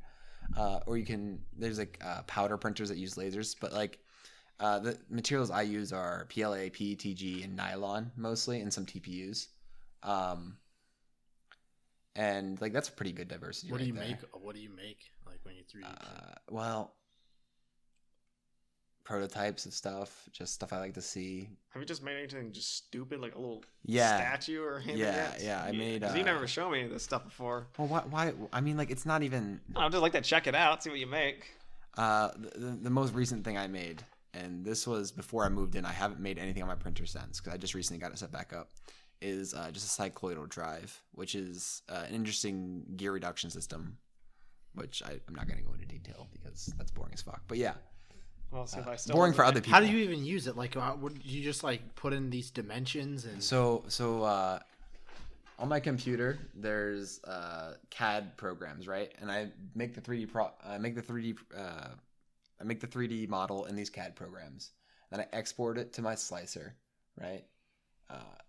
And then I put it into the, printer, and it just prints it out layer by layer. And then I have an object. CAD's fun. CAD is fun. I do like CAD. Especially when you get all your macros and you're just flying through stuff. Oh, God.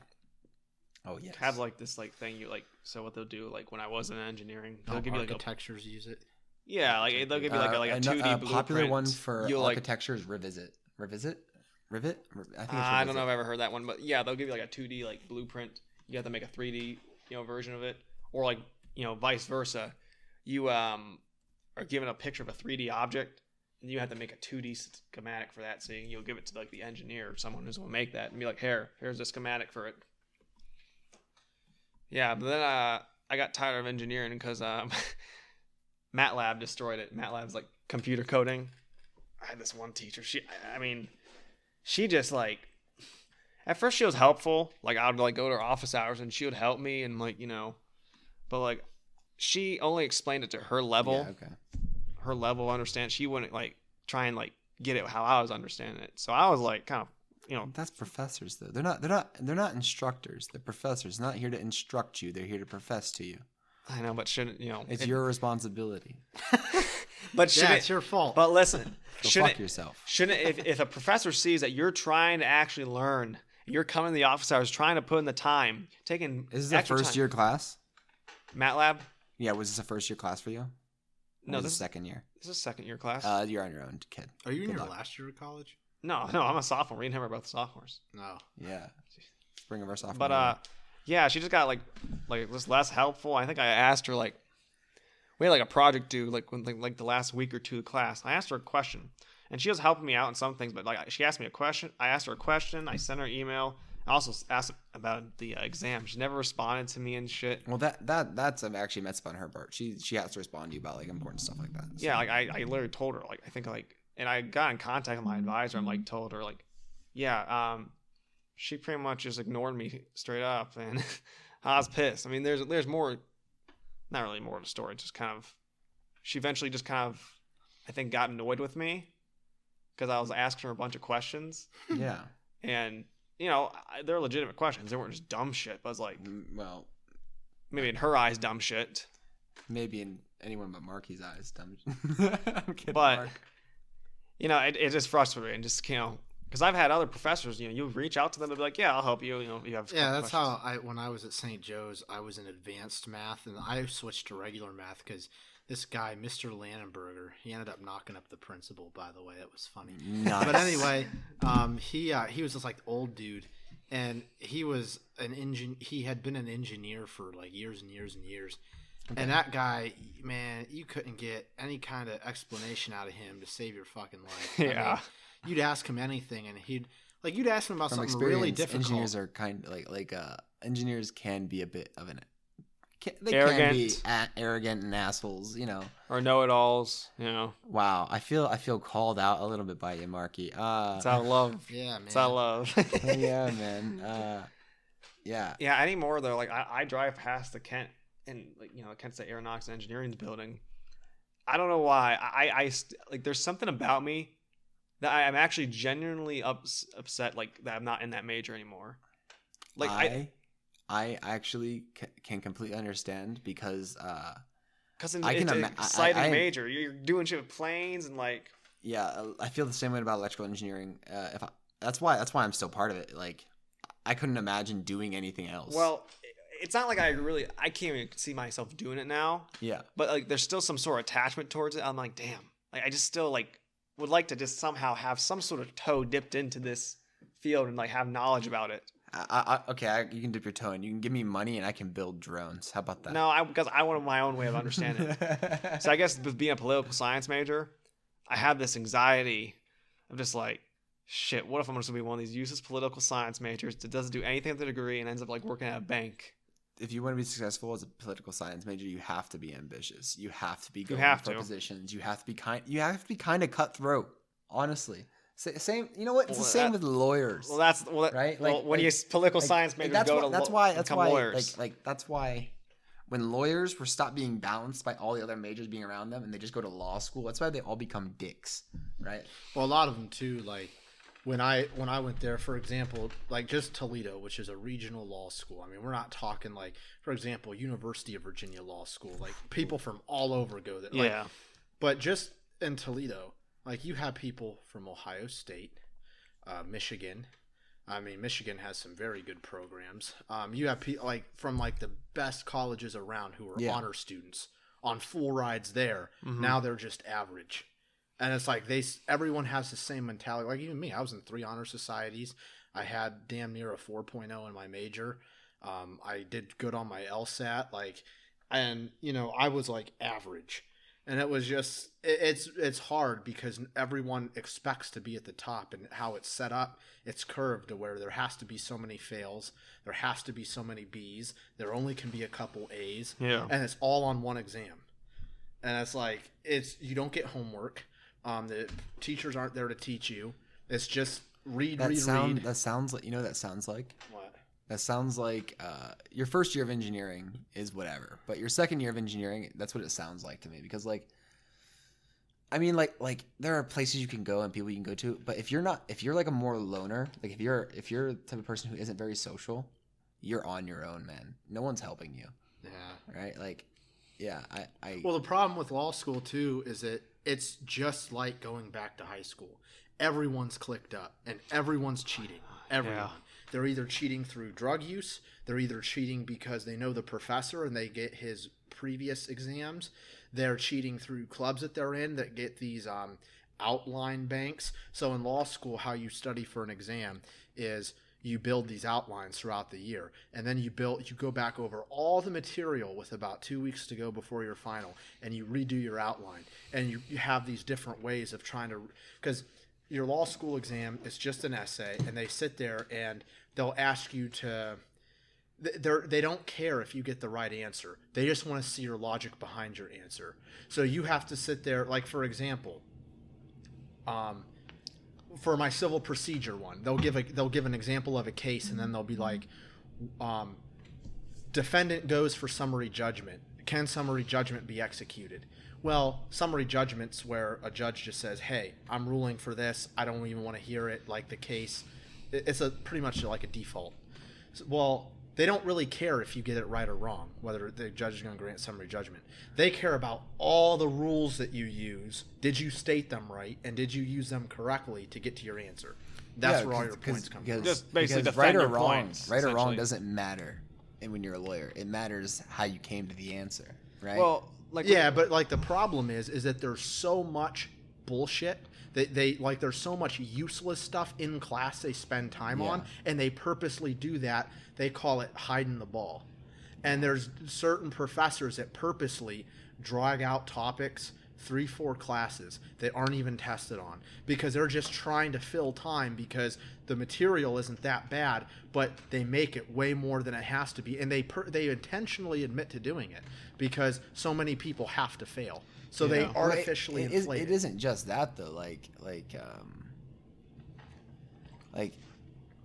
being a lawyer, like it's reading, dude. Like, you know what I mean? Like, if you're a lawyer, all you're doing is reading and constructing. Like, you know what I mean? Like, you're either reading, like, law and shit like that, analyzing stuff, you know, going through, seeing what it really means, seeing how this can be interpreted, right? Or you're writing it and you're thinking about all the ways that it could be interpreted and trying to, like, ironclad it up, right? And the thing of it is, that's not even that hard to learn. Like, you learn all that shit your first couple of weeks. A lot of it is just a lot of extra that doesn't need to be there, but they make it that way. And then the people that are able to sift through the crap quicker, it's essentially how much bullshit can you sift through quicker than everybody else. Well, yeah, I got as we're learning my research methods class. My professor mentioned, like, it kind of like was saying, like, what's the difference between political scientists and lawyers?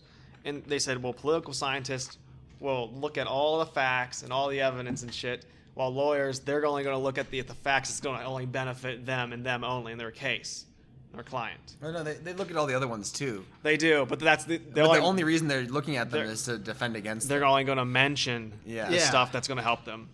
So, of course. Well, the problem is, like in court, is that a scientist would mention all the stuff. Well, the problem is that if you're in politics, like you see it all the time, like with Biden or whatever, or even Trump, you can make generalized, vague, aggressive statements, and there's going to be people that don't like you that fact check you on that, but your base isn't going to give a shit. To where when you're in court, anything you say is going to be used against you by somebody. So you better only bring up the points that you're damn sure of, because if you mess something up in the slightest, the judge, a prosecutor, anybody could. You gotta know your vulnerable spots. Yeah, and you can lose your job. You can get malpractice. Your clients can go. In politics, hell, if you lie, cheat, whatever, someone might, you might get punched a little bit, but you can bounce right back. Yeah, I mean, look at the French president that just went to jail. That is so true. Did Macron just go to jail? No, not Macron. The guy before him. Oh, he went to jail. He was getting investigated for like corruption or something, and he tried to bribe an official to see the investigation against him, so he could defend against it. Well, they found that bribery. He was sentenced to 3 years in prison. 2 of it suspended, meaning he'll never do it, and 1 of it he can do on house arrest. So he's a year of house arrest is what it boiled down to for a president being corrupt. Well, you have a lot of power. You have a lot of pull if you're a president. Like, you don't just have the power of the president. If you're a president, you have all kinds of other powers because you had to have power to become president to begin with. You need connections, you know? Yeah. And that's just the one thing about, I guess my thought process right now, I'm going to law school, maybe want to get into politics. Like, I really care.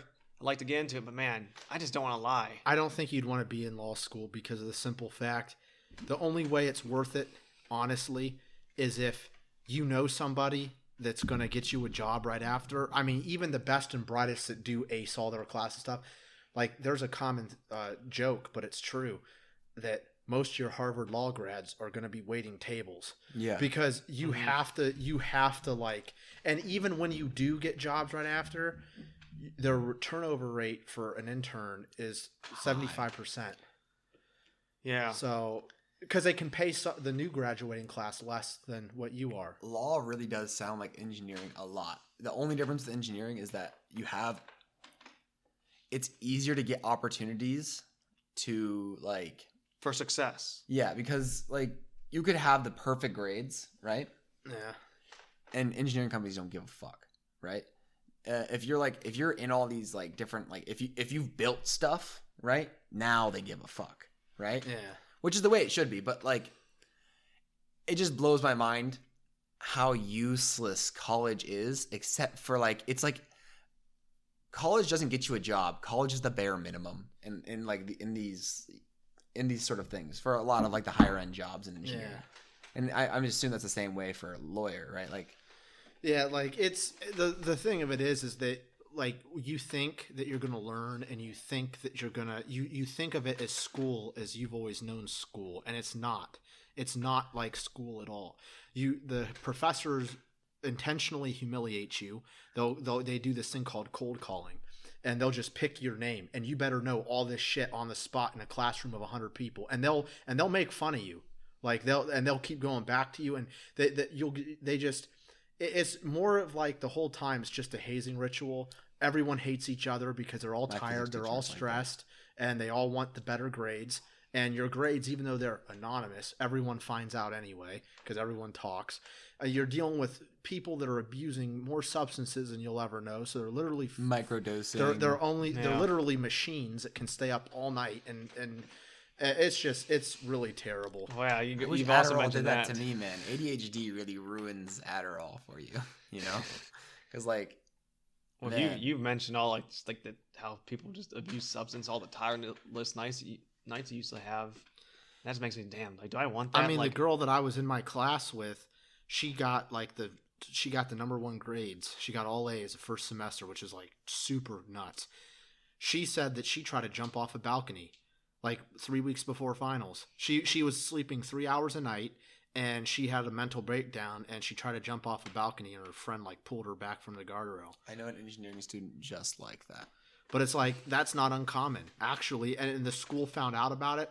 They said, oh, here, you can go to some counseling. And that was that. Like, I mean, there's been stories at Toledo Law where, like, the professors, like, a kid won't do good one semester and be like, you don't have what it takes. And there was a kid who actually committed suicide. The school never mentioned him again. Damn. Like, and it's just normal. Yeah, that's sad. Like, I would very much, if I were you, I'd focus on, like, if you're going to do something with politics, man, get into the lobbying game or get to where the money's at. The legal stuff. Well, I know lobbying. Well, I know lobbying does pretty well. But I guess that's the beauty of Trump becoming president. It proves you don't have to really be in politics to, you know. Be in politics. Be in politics, yeah. Yeah. You could be some wild fringe candidate endorsed by Alex Jones, Caitlin Bennett, and that Jeff Renz guy. He won't be endorsed by any of those people because he'll be endorsed by me. Invest in Panama. That's your campaign slogan. Invest in I don't know if Panama. I'd be good at like politics. I don't know, man. Like you have all the right beliefs and you have all that shit. Like, you'll do fine. Hey, man, you can play your own music on your inauguration. You don't need no celebrity. I just don't feel like I don't know. I just feel like if you gotta be a politician, like Kanye becoming president. I feel like you gotta have a sleazy side. Like you just have to. Or you have to just get your hands dirty at some point. Make Seb your speaker. Even if you don't get your hands dirty, your hands will.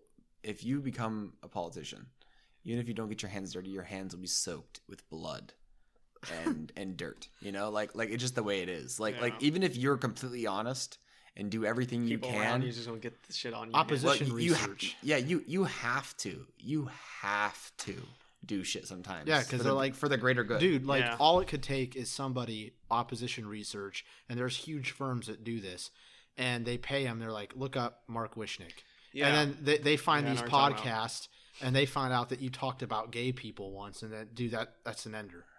That's a career ender. They might make a soundbite. That's why you have to have. That's why you have to have James employed so he can like hack their systems and. You need if you're build his robots to break into their buildings. Nah, man. I want to. My end goal in life, and if I was to have everything my way, is I want to live out in the asteroid belt. Fucking with a kick ass greenhouse. That sounds like it sucks. Everything automated, and I just wanna like smoke a blunt looking at the universe. How is weed gonna grow in space? The greenhouse. It's so easy to grow. It's so easy to grow weed in space. How you gonna build a greenhouse when there's no gravity? Your greenhouse gonna be artificial gravity. The aliens gonna be getting high. Jay's will be like, I'm gonna smoke a blunt while taking a trip around the rings of Saturn. Damn right I would. This sounds fun as fuck.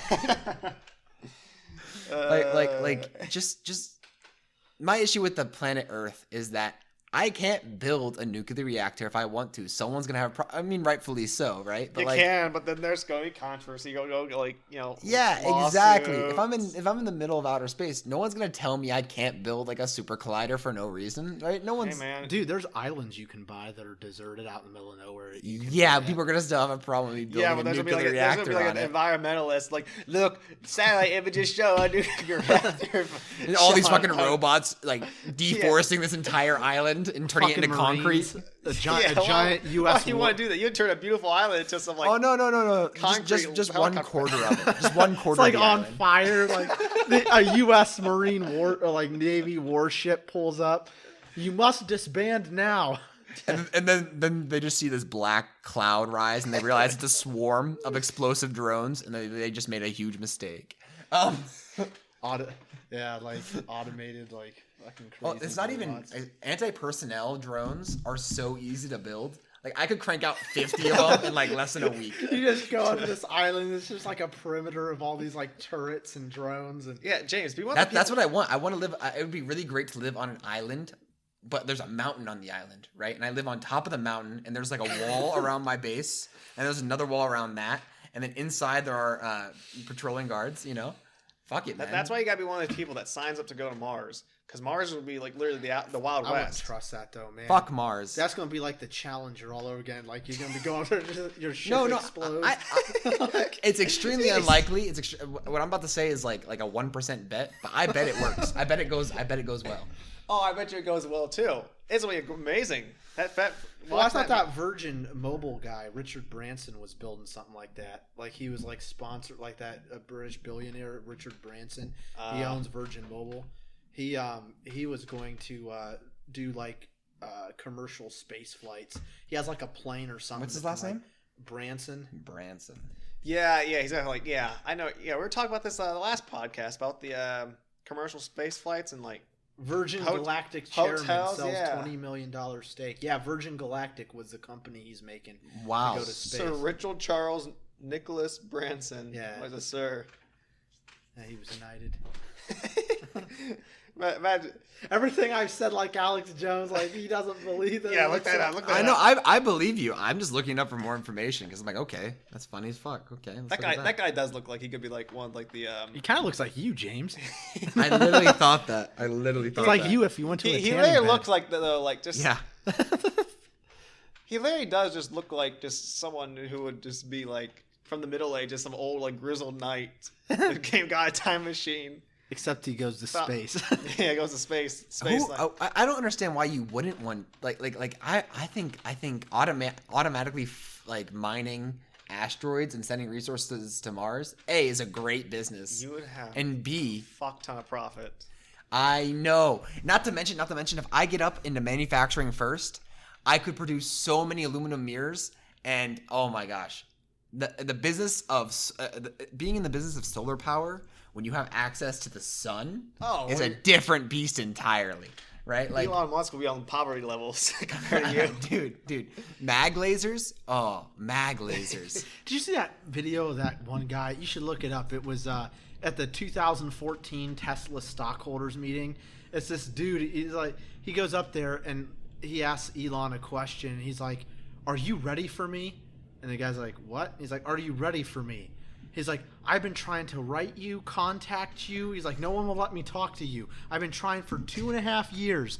He goes, "I want to be Tesla's VP of operations." And everyone's like starts laughing at him. He's like, "I have been told and I personally verify that I'm extremely intelligent and I have ideas that could take this company to the next level." And Elon Musk just like, "What the fuck?" Dude, look it up, man. I'm not looking that up. What okay. I thought you were going to say like he became the VP of Tesla then. What do I call this? 2014 Tesla stock shareholders meeting. Have you guys ever seen the picture of SpaceX, like when it was like early 2000s? It's like Elon Musk, a couple people in a mariachi band. Elon Musk has like these maracas, he's like dancing around. Like it's like this is SpaceX, like back in like 2004. Everybody starts somewhere. And then like here's SpaceX now, putting like a. I'm not watching this in the middle of our fucking podcast. Oh yeah. No, it was second. Elon Musk. Mr. Musk. Mr. Meme Lord Musk. Musk. So, Are you saying you guys wouldn't live up in space given the option? I don't know if I trust it. it'd have to be. I mean, If you lived I in the understand asteroid, that. That's why I'm if gonna you build it lived in the myself. asteroid belt, I would come visit you from time to time. Yeah. I mean, what if the asteroid It's gonna be you live on, expensive like- visit. What if the asteroid you live on like collides with You'll another if you planet? live in an asteroid belt, you'll have a spaceship, so your ass could just pick I'm me not. up. You know how much fuel it takes to fucking leave Earth's atmosphere? Fuck that. I'm not coming to get you. Like, that would take a whole year of fucking volatile mining. What about Brian? Would Fuck. you pick up Brian? Yeah, he'll pick up Ryan. I won't pick up either of you guys. Fucking get a group space that go there will be large group planes, right? By the time and you fly one out to the moon. By the time you're living in the asteroid belt, there should be the moon airport. I can just take a slingshot around the moon. We'll take Sir Richard Branson's plane. No. Like there'll be like thousands. There'll be like full airplane trips kind of to the moon, right? And then the moon will have a giant. It'll be like a tourist trap. There's people like sell like souvenirs and stuff. Do you guys know bullet trains and how they have like maglev bullet trains? Yeah. Right. Yeah. Well, it would use basically a big magnetic rail or a big coil gun, and it would launch you out into the asteroid belt. Come back. I have a shirt that says, "I went to the moon and all I got was this lousy T-shirt." That actually sounds amazing. I want that immediately. Imagine though if something happened.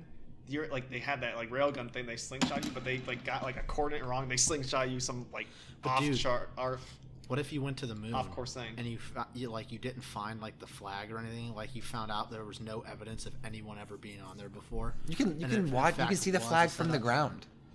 You can see that With a good enough telescope, you can see the flag from the ground. Also, not to mention they have this big mirror that you can shine a laser to, and it will and the laser light will come back to you. I heard it was filmed in a studio in L.A. Yeah. You want me to look that up too? Hollywood and their secret societies faked it. Plot twist, he's right on this too. Plot twist. My whole life is a lie. He's like Alex Jones. I told you. He pulls out like a notebook. I told you. I brought my resources. My God. That's literally me. All right, dude. so I want to jump off the end of the flat Earth. Just shut the fuck up. Okay, Eddie Bravo. Okay, Mr. Bravo. I think tonight's over. So we're at the 3 hour mark in 5 minutes. 3 hour 5? Hey, you want to get some steaks after this? Well, as I say, all right. This could be another 20-minute conversation. Who gives a shit? Okay, go ahead. Do you want to watch CPAC or watch Trump speak? Nope, did not Yeah, I watch that watched shit some at of it. all. All right. Question is, will you guys be giving Trump another chance, or maybe some other Republican? No, James. What do you mean no? Fuck all that shit. Fuck populism. I'm done compromising. I get you. I am only going to vote for someone who represents my values, even if they can't win. Dude, nobody represents your values. You have like your own system. And then I'll write myself in. Fuck it. I don't give a fuck. He wins. God bless America. Everyone on the news, who the fuck is this guy? You show up riding one of your like robots. Weed is now legal in all 50 states. President James Winters reveals his cabinet. They just find out it's all a bunch of his friends. It really wouldn't be, though. I would be very selective. I don't know. No, I don't know. After, Brian VP. After I mean, you can be. Yeah, I mean, a lot of people so what CPAC does at the end of the convention, they like do like a percentage thing of like who are they like most likely to vote for president. Trump was on the top, obviously. Ron DeSantis, Florida governor. DeSantis. I'd vote for his. He had ass. 20% of Even people I don't wanted believe to everything vote. he says, but yeah, go ahead. He had a 20% of people wanted to vote for him, and then I think the third person was Kristi Noem, the governor of South Dakota. Oh yeah. Did you hear that Mike Pompeo's thinking about running? Yeah, he had 1% of the. Dude, I would never vote for it. Dude, he's sketchy. I wouldn't vote for him. I may be willing to give Kristi Noem a chance. No. I don't like neocons. Yeah, man. I think like Markey. Neocon. I gotta reread everything. I gotta reread some of the Alex Jones and Jeff Renz 2024. Just why don't you just, if you're gonna read a bunch, why don't you read a bit about Randian objectivism or the Communist Manifesto? Wait, what? Randian objectivism. Randian objectivism. Let me type this in for you. I thought he said Randy and objectivism. That sounds like or the Communist Manifesto. sounds like a children's novel. Randy and the objectivism. Just objectivism? Objectivism, yeah. Well, first problem, you're on Wikipedia. Oh my so god. you could have added this to your own manifesto. I definitely could. Yeah, okay. I'll just go to this one. Chapter 1. There we go. The Atlas Society. Don't even know what the hell that. My philosophy, in essence, is the concept of man as a heroic being, with his own happiness as the moral purpose of his life, with productive achievement as his noblest activity, the reason as his own. Oh my god. And reason as his only absolute. Ayn Rand. Yeah, I agree with that. Objectivism, you got to get into objectivism. But I also agree with John Locke liberalism. Adam Smith. I'm a big fan of a lot of liberalism ideas. Dude, Karl Marx had it. I know. I mean, like you could really like Stalin. My belief system leans more towards the John Locke. Some poetry majors listen to that. Yes. He's reading the anarchist cookbook while he's listening. He has like an anarchy T-shirt. He's like, absolutely making like some sort of like kombucha, whatever. Soviet stew, bro. Drinking potato vodka. I've talked to too many ANCOMs and a couple ANCAPs. It really does rot your brain fucking quick. I mean, I think first for me, yeah, I'll look into objectivism, but John Locke liberalism and Adam Smith on the economy. Hey man, Adam Smith, I'm a big fan of Mr. Smith, you know? I'm a big fan of Mr. Locke. I love those guys, but look, if we were using their ideas, I'm all for that. It just with this modern liberal ideas of like countries really controlling markets in a lot of devious ways, centralized banking, all that bullshit. Fuck that. Liberalism has led us astray. As Adam Smith says, not true the three liberalism, duties but of the modern. state are defense, to administer justice, and the provision of public goods. That's it. That's all he mentions. Yeah. And free. If you look into market volunteerism, I mean, like I don't think it's a viable option on Earth or any place. But like, in theory, you don't really need that for the public good, right? You could just have a subscription service that says you're a part of such and such government, right? Like, dude, in the asteroid belt, anything would go. If I have a government, if I live in the asteroid belt and a government comes around, they're gonna have one hell of a fight because I'm gonna already be out there. Oh, dude, they're gonna try to tax your ass. No one's taxing me.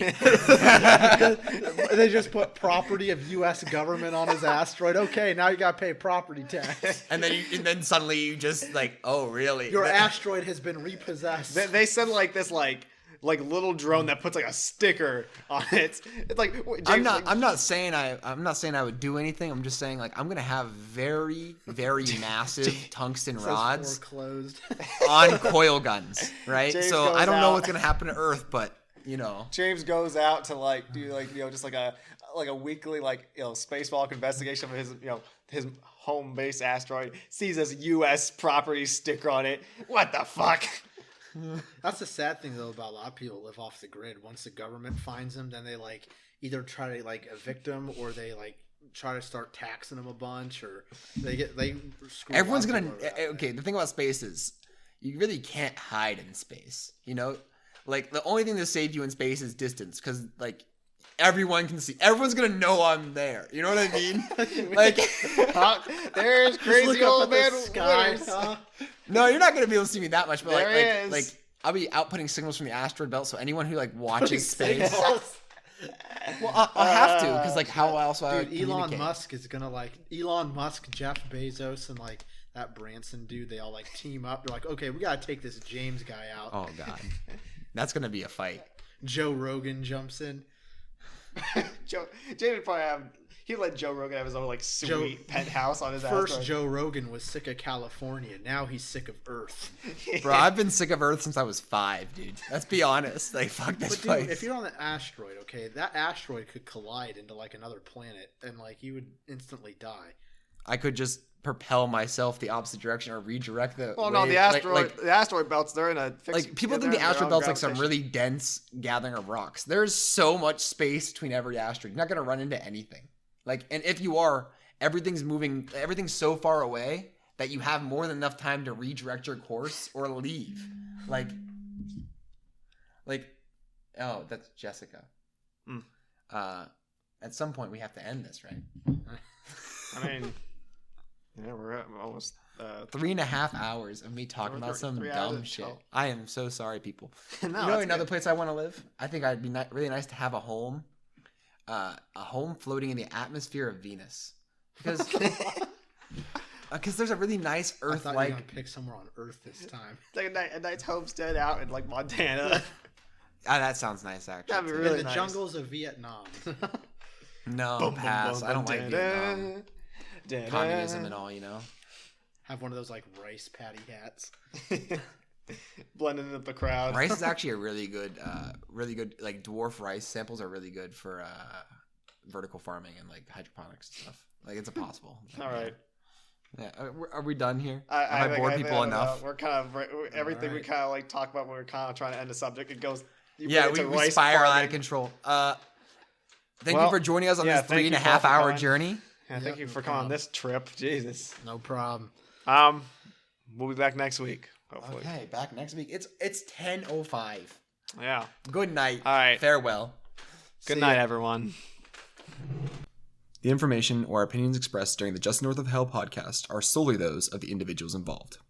The primary purpose of this podcast is entertainment. As such, the Just North of Hell podcast is not responsible and does not verify any of the information contained in the podcast.